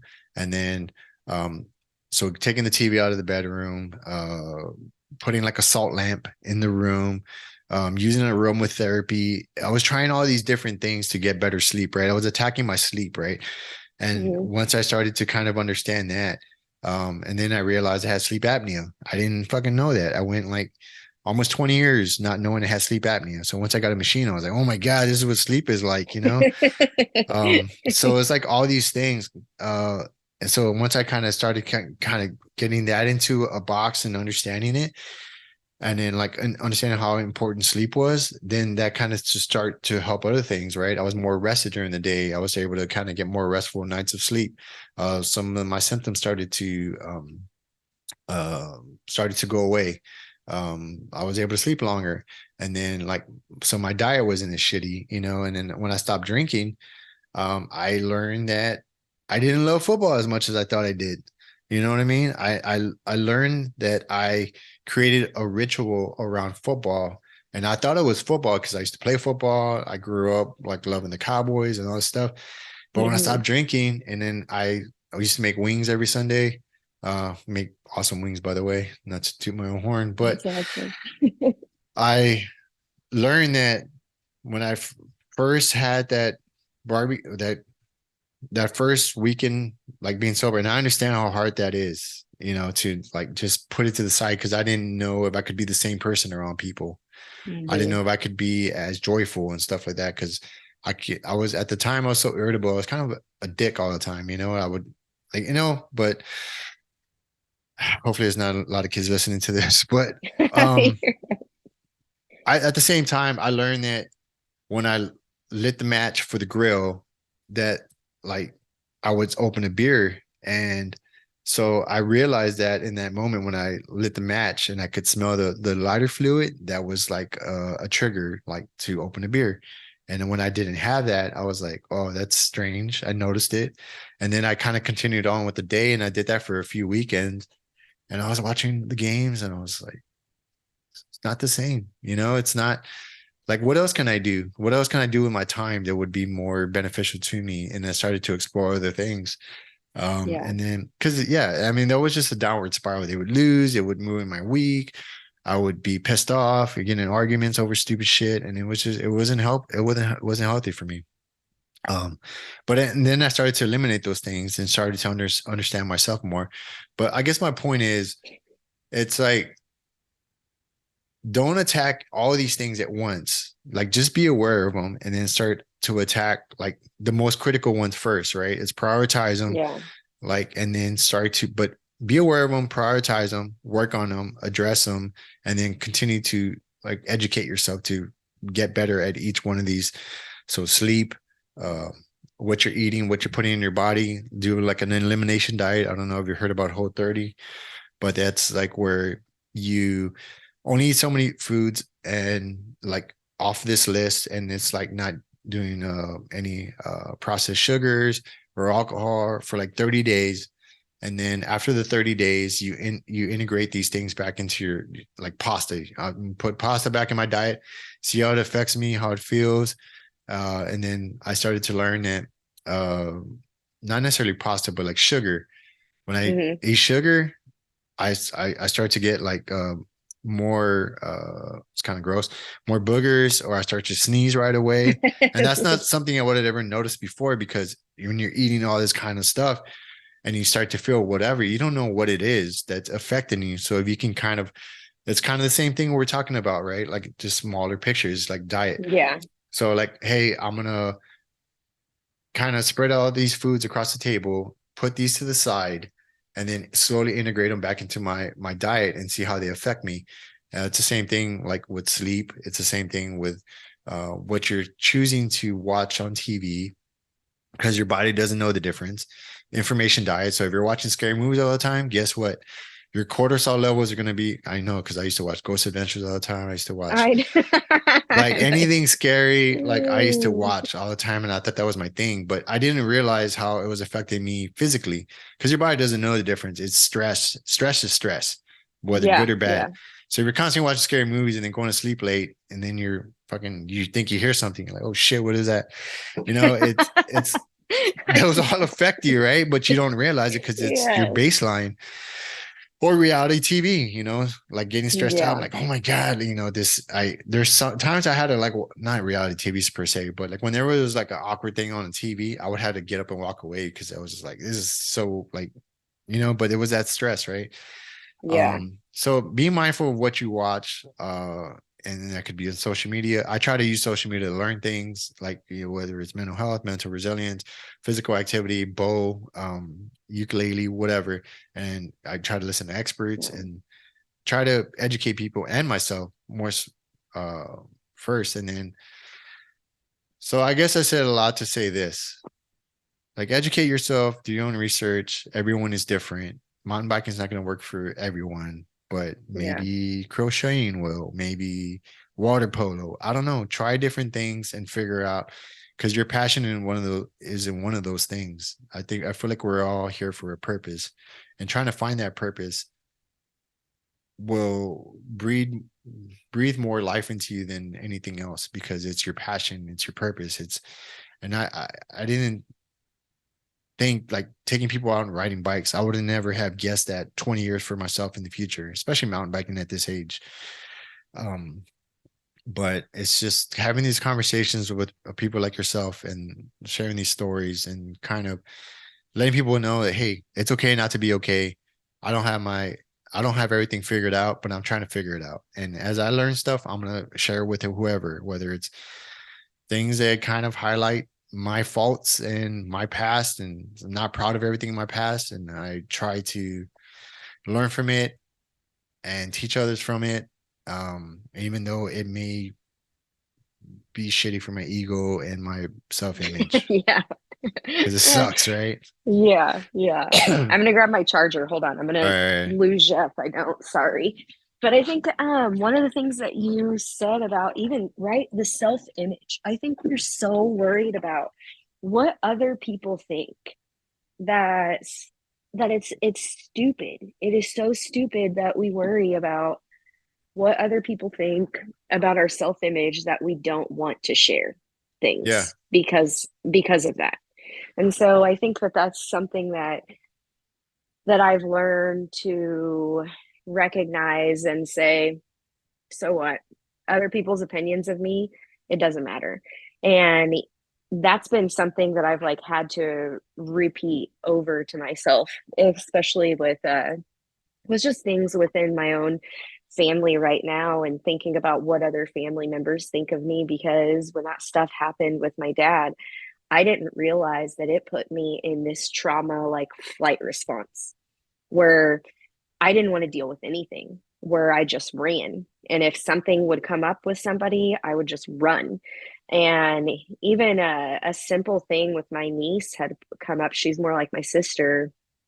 And we were at the same place and I just physically like couldn't talk to her. Like, and I mhm. wasn't mean, I wasn't angry, like, and I just like had looked at her and like smiled, but like didn't say anything because I like when you're in that, I think that people fail to realize that we all have different responses. Kind of like And numb. so, yes, and so that's something that image of what people thought of me is something that I really have to come back to constantly when it pops in my head. I'm like, oh, well, what is she thinking right now? And I'm like, you know what? Who cares what she's thinking? What she thinks about me is none of my business.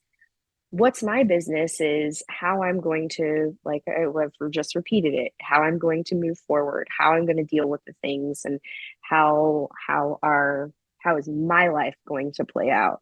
And and especially like I said in the culture of feeling like being judged when you have a relationship with the Lord or whatever Mhm. is other people who, say that they are Christians or whatever. And like I said, I don't really claim anything besides I'm like, I love Jesus because I don't want to be in this like box or whatever. And so, but I feel like in this culture, people do.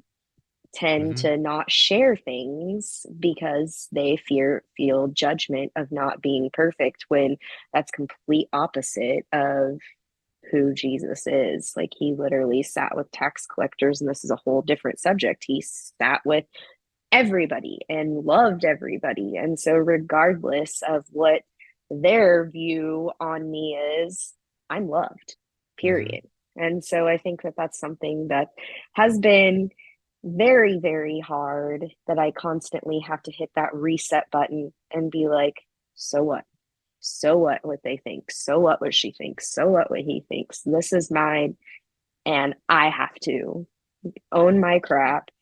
Because I will say that there is things with the flight response. I always say that you should handle conflict with people. If you have an issue with them, go to them and say, "Hey, this hurt me. This is how I was feeling."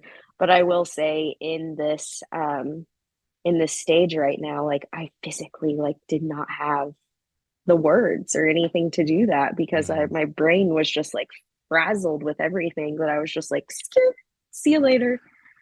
And even with saying see you later, like, it took a good month and a half to really be like, okay, like, you are, to recognize what flight mode is, even. Hmm. That I was like, of doing some researching on what does that exactly mean, like, what's that, and the trauma responses, and then coming to terms with, oh, okay, well, that's what I was doing. And Right. because I didn't even know that that's what I was doing, I just knew things weren't right, and I was just fleeing scenes left and right. Yeah, and you highlighted a few things like experience, right? The perception of other people have on us is like I think everyone struggles with that, whether they say it or not, because we're social beings and we want to be accepted by our society, whether we choose to. I think people just kind of learn to be better at it than others. But with that, it's also understanding like no matter what you say and how you say it, you can say it with the best intentions, but people are going to process that through their life experiences and filters, which they've learned up into that point. So no matter, let's say we're talking about this, somebody may perceive it as, well, they're just saying this to get attention, or somebody may see it as, in the same room may see it through their like filters is like, man, they're trying to help people, but they're seeing the same thing, but it's their perception of their individual reality based off of their experiences up until that point that factors in age and life experiences and a whole slew of things, movies they've seen and all this stuff, right? And then shit that they've yet to unpackage for themselves or choose not to unpackage for themselves because for whatever reason, because it's hard. To God, right? The idea of God. And I'm still kind of processing this thing. I grew up in a very religious family, and it was kind of off-putting to me because anytime I asked questions, I was kind of scolded, like, how dare you question God? I'm Mm-hmm. like, no, I'm not questioning God. I have questions. But with And that, that it's is okay. yeah, Like, but it's I feel like that's the reason why we're in this place that we are now. It's the lack of awareness that there's something bigger than ourselves. I mean, for every person, I mean, it could be this rock right here, right? I'm just using this as an example, right? But it's the idea that we come something from something greater, right? And each person's idea of what that is, if a person doesn't believe that they come from nothing and they are nothing, then they become nothing and they never grow from that. But if they feel like there's a purpose and there's and I'm just speaking very high level, right? Just from a very pragmatic like point of view. But if you feel like you came from something greater, whether that be your mom, whether that be your dad, whether that be some kind of lineage in your family that you know of, like Native Americans or whatever, right? Some conqueror, whatever, like whatever you value in your life, then you feel like you're destined for something greater, right? Does that make sense? So you mm-hmm. have this Yeah. purpose in your mind and growth, as opposed to being like, I'm just, I was just kind of like thrown into this world and I have no direction. I have no beginning and I have no end. So therefore, I'm just like this lost soul, if you will, just like meandering through the world of chaos. Does that make sense? But if you have Absolutely. this very basis idea of I was born from something great and I'm going to something great, then you have this purpose, this drive, this inner light, this perpetual motion moving forward to try to do great things. And that's, I mean, that could be within a community, right? If you're around people that are constantly negative, then you're gonna be a negative person. But if you're around people that are positive and trying to do great things, then you're either one, going to grow with them, or two, if you don't want to do the work and become better, then you're going to seek people that are negative and not growing anywhere. So you have a choice, and that's all a choice. And then you said one other thing towards the end. That was another thing, but at the very least, I covered those two things, and I think those are important because those are important for self growth. And I try to tell people like, because I was in a like, I understand I have my understanding of experience of what it is to be in the negative thought, have suicidal ideation, and to have an attempt, and to have this like not feeling I'm gonna grow in any kind of way, and feeling almost like dead. And then what it is to grow from that. But it's like I lost my train of thought. I'm saying a lot, but Mhm. um, Good. I think at the very basis, it's growth and understanding that having something, an awareness that there's something bigger than yourself is an important key to grow. Whatever that is, and each person needs to find for themselves. Some people find that in Buddhism, some people find that in Hinduism, some people find that in whatever. But I do feel God exists in many different ways, and you can understand that by getting in nature. And I never understood that before because I was like, I don't, a tree's a tree, right? A rock's a rock. I didn't look any deeper than that until I started to become more connected with myself, and I started to understand things like in nature, like tree rings and fractals and universe and space and um stars, and like it's starting to do deep dives and all this stuff, and then you can start to make the connections within and everything, because I do feel everything is connected, and I do feel now at this point that everything does happen for a reason. No matter how tragic, there's something, an opportunity to be learned from it. Hmm. It ain't gonna be fucking Yeah. easy. It's not gonna be Yeah. easy, and it's And easier that's said than something, done.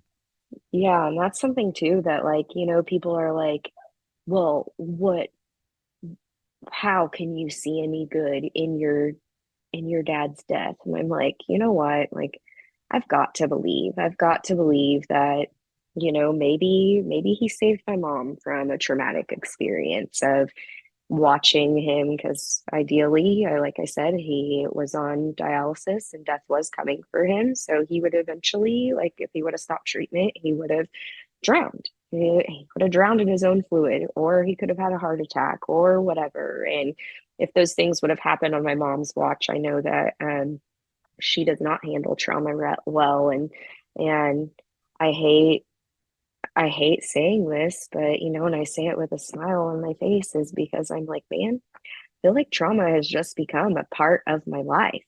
And it's always been having to overcome something. And so, with having a people in our family, that even with my own kid and myself, that we deal with those thoughts that we have to overcome, is I'm like, maybe his death saved my own kids, from something like that.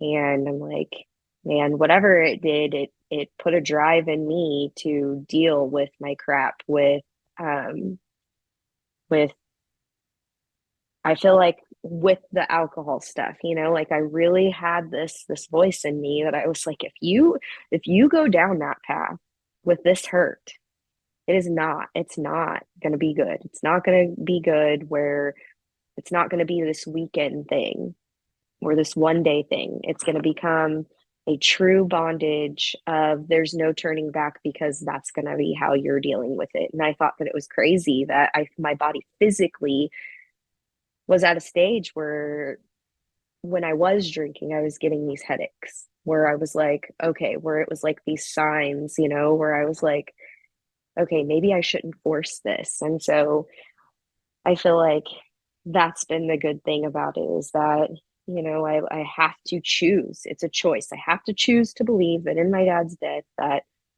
good is going to come out of this. And I do believe that there has been even family that in my own immediate family, we celebrated Christmas together, which our family Christmas has been broken for years. And that was the one thing that my dad would always be like, I wish we could just be together. And so reconciliation with some family has taken place. And then, like I said, the ripple effects of his death, and my kids, my own kids are having to watch me overcome. And I try to think that it's healthy to show kids your struggle, but I think that there's a balance in it, Hmm.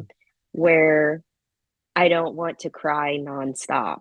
Like, there's sometimes that I will allow tears to come and we talk about it. And so I think that not hiding things from your kids are very, or people in general. Because I think that so often people think, especially with men, people think, oh, well, tears show weakness. No, it's actually the opposite.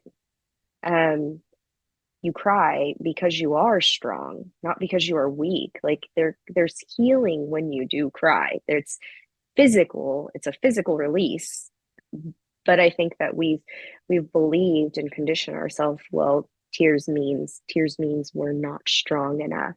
Hmm. And it's complete opposite. Tears mean that you are strong because you're acknowledging, because you're dealing, because you're facing. And I think that that's been something that has been something that I've like worked with them. But like I said, is like trying to find the positives in this terrible situation. And I was able to speak at my dad's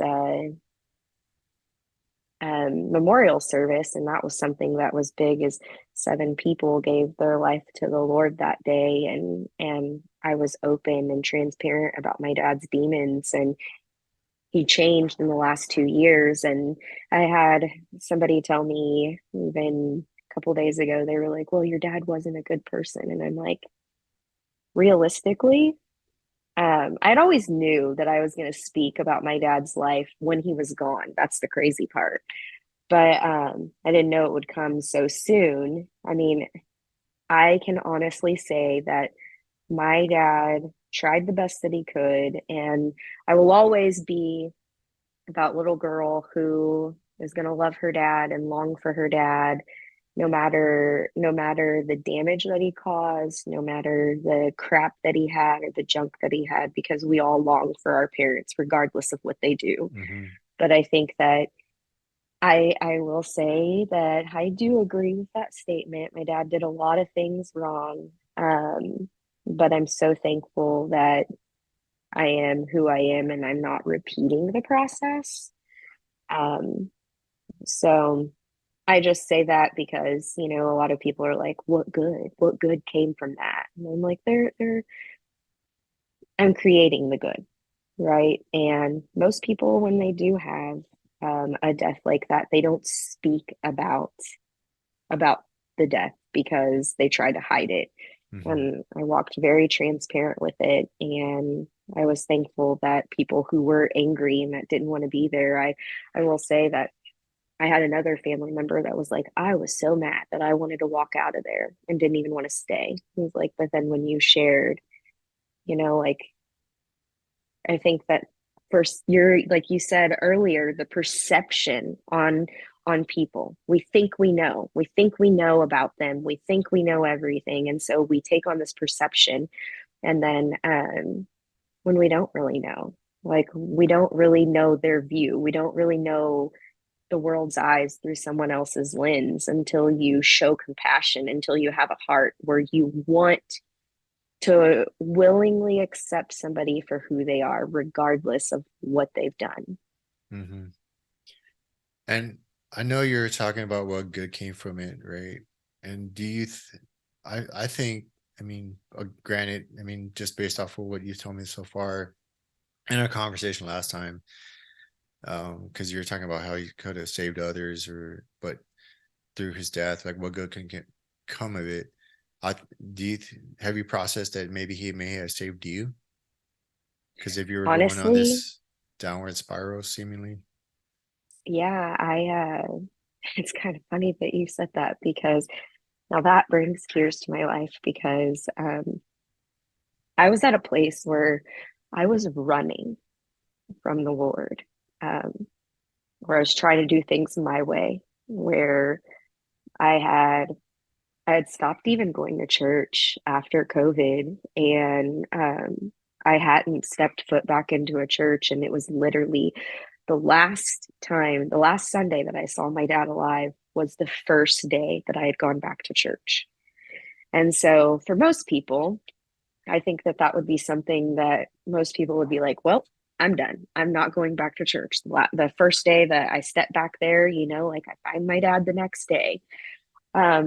But I looked at it as, and the only reason why I had gone is because my dad's daughter, my sister, who they didn't have a great relationship, and my dad didn't fight for his other children with the previous marriage. And so it caused a lot of damage. With that relationship. But I, on the other hand, I was the one who suffered because of it, because I had siblings that I didn't grow up with and didn't know. But she had contacted me the week of Thanksgiving and said, "Hey, I think I'm going to your church." And she was. And I told her, I was like, "Hey, the week after Thanksgiving, I'll come back, I'll go to church with you." And so, even with that, I literally say what you said. I've spoke with the Lord in my own time, and I'm like, man, I was like, my dad's death really saved my life because it springboarded me to draw closer and to really get right with things in my life. And so I think that that's really crazy that you said that. And that's just been something quietly that um, I've had like in my own heart, like knowing, like I know that his death did save my life because it did. I was running from a lot of things. as we all do, you know. Um, Yeah. it's yeah, and I couldn't imagine that. I mean, something similar like that happened to my mom. She didn't she suffered a lot, but she I mean, she did a lot of bad stuff too. I mean, within the family and uh like and I mean like immediate family, like within the household. And she said a lot of mean things, and she had her own demons, traumas, and all kinds of stuff, right? But the way she passed, like, was in that regard where my it's like fortunate at the same time unfortunate, and I do feel things happen the way they're supposed to, but like where she pretty much like died in front of my dad, and it was she was supposed to get surgery the next day or the next day after that, like for her heart. But there was a lot of things that kind of transpired from that, that I'm kind of grateful I didn't find her, but I kind of wish out because there's always this what if, right? What if I would have been there? I would have, I know CPR, I could have helped her. And but at the Yeah. end of the day, like I, you know, I respect my mom. I love my mom, and she was cabrona. She fucking tell you how it is. But um, Yeah. that I And also reckon. sometimes, right, it wasn't even right, like her perception. Like she would tell No, you how yeah, it is, but you're like, dude, that's not even okay, yeah, whatever. yeah. You're completely off. But yeah, I still love her. I Yeah. still talk about her good and stuff like that. And Yes. but it's also recognizing like no one's life is perfect. I mean, whether Yep. they put this perception of like, oh, I'm the best ever and all this stuff, but like most people that do that kind of probably have more shit to hide. Um, and I mean, she's taught me a lot through a lot of different ways, through her death, through her, um, her life, and like stuff that she's told me both spiritually and physically, and like tough lessons. And I'm pretty sure your dad did in those in his own way. But it's all up to us to kind of learn from both the negative and positive experiences and to try to do the best we can with them. And I feel like we learn more from the negative stuff. We can Yeah, learn more from the negative stuff than we do the positive stuff because, I really believe that too. Like we do, yeah, because you when things know. are going well, nobody questions anything. It's like, Hmm. oh, life is going well. And it's rare that people look back on the positive stuff and try to learn something from it. But when the negative stuff happens, you can either choose to learn from it, or just like look at it as bad and just kind of put it in the closet and never speak of it again.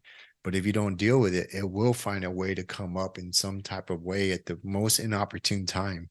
And if you keep putting Hmm. stuff in the closet, it's just gonna explode out one day in one way, whether it's physical illness or just stress or all these different things. But yeah, that's going back to you. It's in your experience, that's kind of what it kept like Yeah. cycling in my mind. Like I want like, have you connected that idea that I mean, with other people as well, because everyone that it affected within his circle um, has the opportunity to learn something from it, negative or positively. But for you specifically, that's kind of what I kept like hearing in my head was like he probably like whether you realize it or not, Hmm. it sounds like he saved you um, Yeah. in that regard. Um, and hopefully you sharing your experiences and maybe your family listening to it or whoever, hopefully it'll help them in some positive way. But at the end of the day, people will process it through their filter, limited or vast experience, and hopefully push forward and seek whatever it is they need to seek within themselves or others and share with others. So, do you have Yeah. any departing thoughts or um, things that you want to share with anybody before we let you go? No, I would just say thanks for having me on. And, I think that the number one thing throughout all this that you've said too, like it is okay to not be okay. And you're not the only one out there. And if I could encourage anybody, is those intense feelings when you feel like you want to give up to hold on because the tide turns, and I want to say that sometimes it could be the tide turns, within 20, 30 minutes. Sometimes it takes a day, sometimes it takes a couple days, but don't sit in it alone. And I think that the most important thing is find at least one person to talk to who is somebody who you can receive from, somebody who is positive and going to speak truth into your life. If you can have three people, that would be awesome, but at least just have one that you can that's going to be that friend that you could call, at I don't know, whatever time, and they'll answer and they can talk you off the ledge. Is don't do it alone. Do not do it alone. And don't sit in negative thoughts alone either. Is let somebody into your your your tunnel, like that's would be my advice. Sorry, my dogs are freaking out. No, you're good. My So pup's in here too. She's staring at me. Yeah, and so I'll just highlight a couple of things. Like one, as you were saying that, I believe it's a biblical part of the Bible, or maybe it's somebody else has said it. There's two examples. One is Confucius, where it talks about when it's Confucius, they're talking about a farmer that is about his son's about to go off to war, and then something happens and he doesn't go, and the community's like, man, you're so lucky that he didn't go. I think he broke his leg, so he wasn't able to go. And I'm probably going to butcher this, but each opportunity was like a rise and fall of something happening, fortunate and unfortunate. And he just kept saying, um, uh, maybe, like, you're so fortunate or you're so unfortunate. And he's like, maybe. But going back to the biblical thing, I think it's this too shall pass. And I never mhm. really appreciated that more recently. I've heard it a lot and I just heard it for what it was, but it's like hearing a song over and over. And then you're like all dancing to it. And then you actually listen to the words like 5 years later, like, damn, I didn't know it said that. At least it happens with Yeah. me. And I'm like, damn, Yeah. I've been listening to the song and but and then also going back to something you highlighted earlier as a man, right? It's like crying, right? There's a balance to everything. And there's a time and place for everything. And understand that two things can be true or three things can be true at the same time. So you can still be a man and cry, and you could still like lock it up and handle business, right? And Hmm. it's like the time and place and the opportunity, right? And there's all these things that factor into it, but that is a human emotion that needs to be processed, and bottling that up as well will affect you in another kind of way, whether like your immune system, the stress of it, not pushing that out. But it is I can't speak right now. Cathartic in many ways.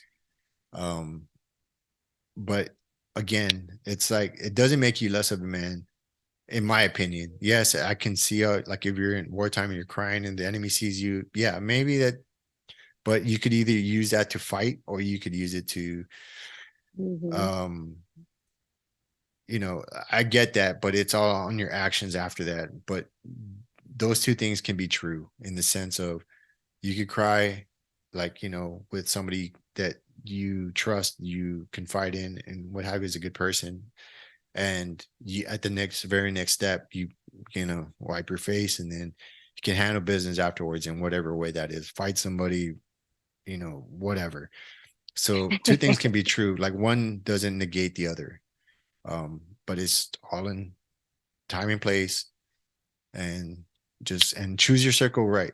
Choose Yep. who you choose to share these things with, and also understand, like, if there are people that you confide in that, like you were talking about earlier, like where you're eating lunch with somebody and you just had to leave. If that person is like, how dare you, whatever, and even when you try to explain it, like, your true friends or your true family will understand no matter the case. Absolutely. They wouldn't be trivial with it and be like, well, make it about them. So I've had that happen where people not show up to things or events that I had, and like later on they tell me, like, don't worry about it, like even family. Um, and I'm like, don't worry about it. I know who you are. I try to take the entire body of work of a person as opposed to like the one incident which something happens, they do something wrong, and because we're all human. Does that make sense? Yes. So take this information for what it is. And I'm speaking generally to everyone, as well as yourself. I appreciate you coming on, sharing your experiences.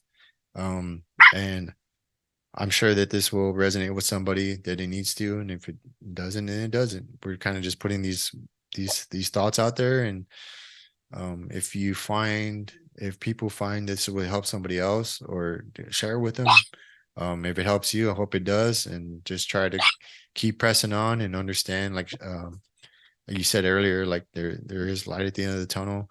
Um, Hmm. these like a these things will help you grow, or and we all have a choice to let it overtake us or consume us. Yep. It's not an easy choice, isn't it? But the reward is so much sweeter on the other side if you just keep pushing. At least from my experience, I should say that. Absolutely. Well, where can people find you if you choose to share your information, your socials? So I have not come out yet, but Okay. Well, I you can jump on Marissa Celia Instagram, follow us with our wheels up stuff, our mountain biking journey. But then right now for me, first priority is to heal. yeah. So, but there is going to be a mental health platform. I did buy the name, and it is Freedom Fighter Warriors. So we'll be working on website and content and stuff. But I think that thank you for letting me get a taste of what the future and hope, will look like. But for this season, I don't want to be distracted and take off running with help when for sure I need to make sure that myself is There you go. is a stable ground before. I don't want to build build on sand. I for sure want to build on rock, and so that's the first step. But Freedom Fighter Warriors is coming, and it is in the making. So There you go. More to come. And once you kind of get that online, maybe we'll come back on and kind of talk about what that's about and kind of share, like, any experiences up until that point and what the future holds for that. So more to come. Stay tuned. Freedom Fighter. I cannot. Yeah. FFW, Yeah, there Freedom you go. Fighter Warriors. Yeah. So yeah, thanks again for coming on. I appreciate it. And yeah, thanks for anybody listening. And yeah, we'll just try to keep them coming as I have guests, and I'm a one-man show here, so I do other video editing and everything else here, and I do a lot of other things in life, bike mechanic and TDTP, guide and all this other stuff. So, yep. Thanks for listening. Appreciate it. And you guys have a good one. Talk to you later. Yes. Thank you for all you do too. You All too. right. All Bye. right.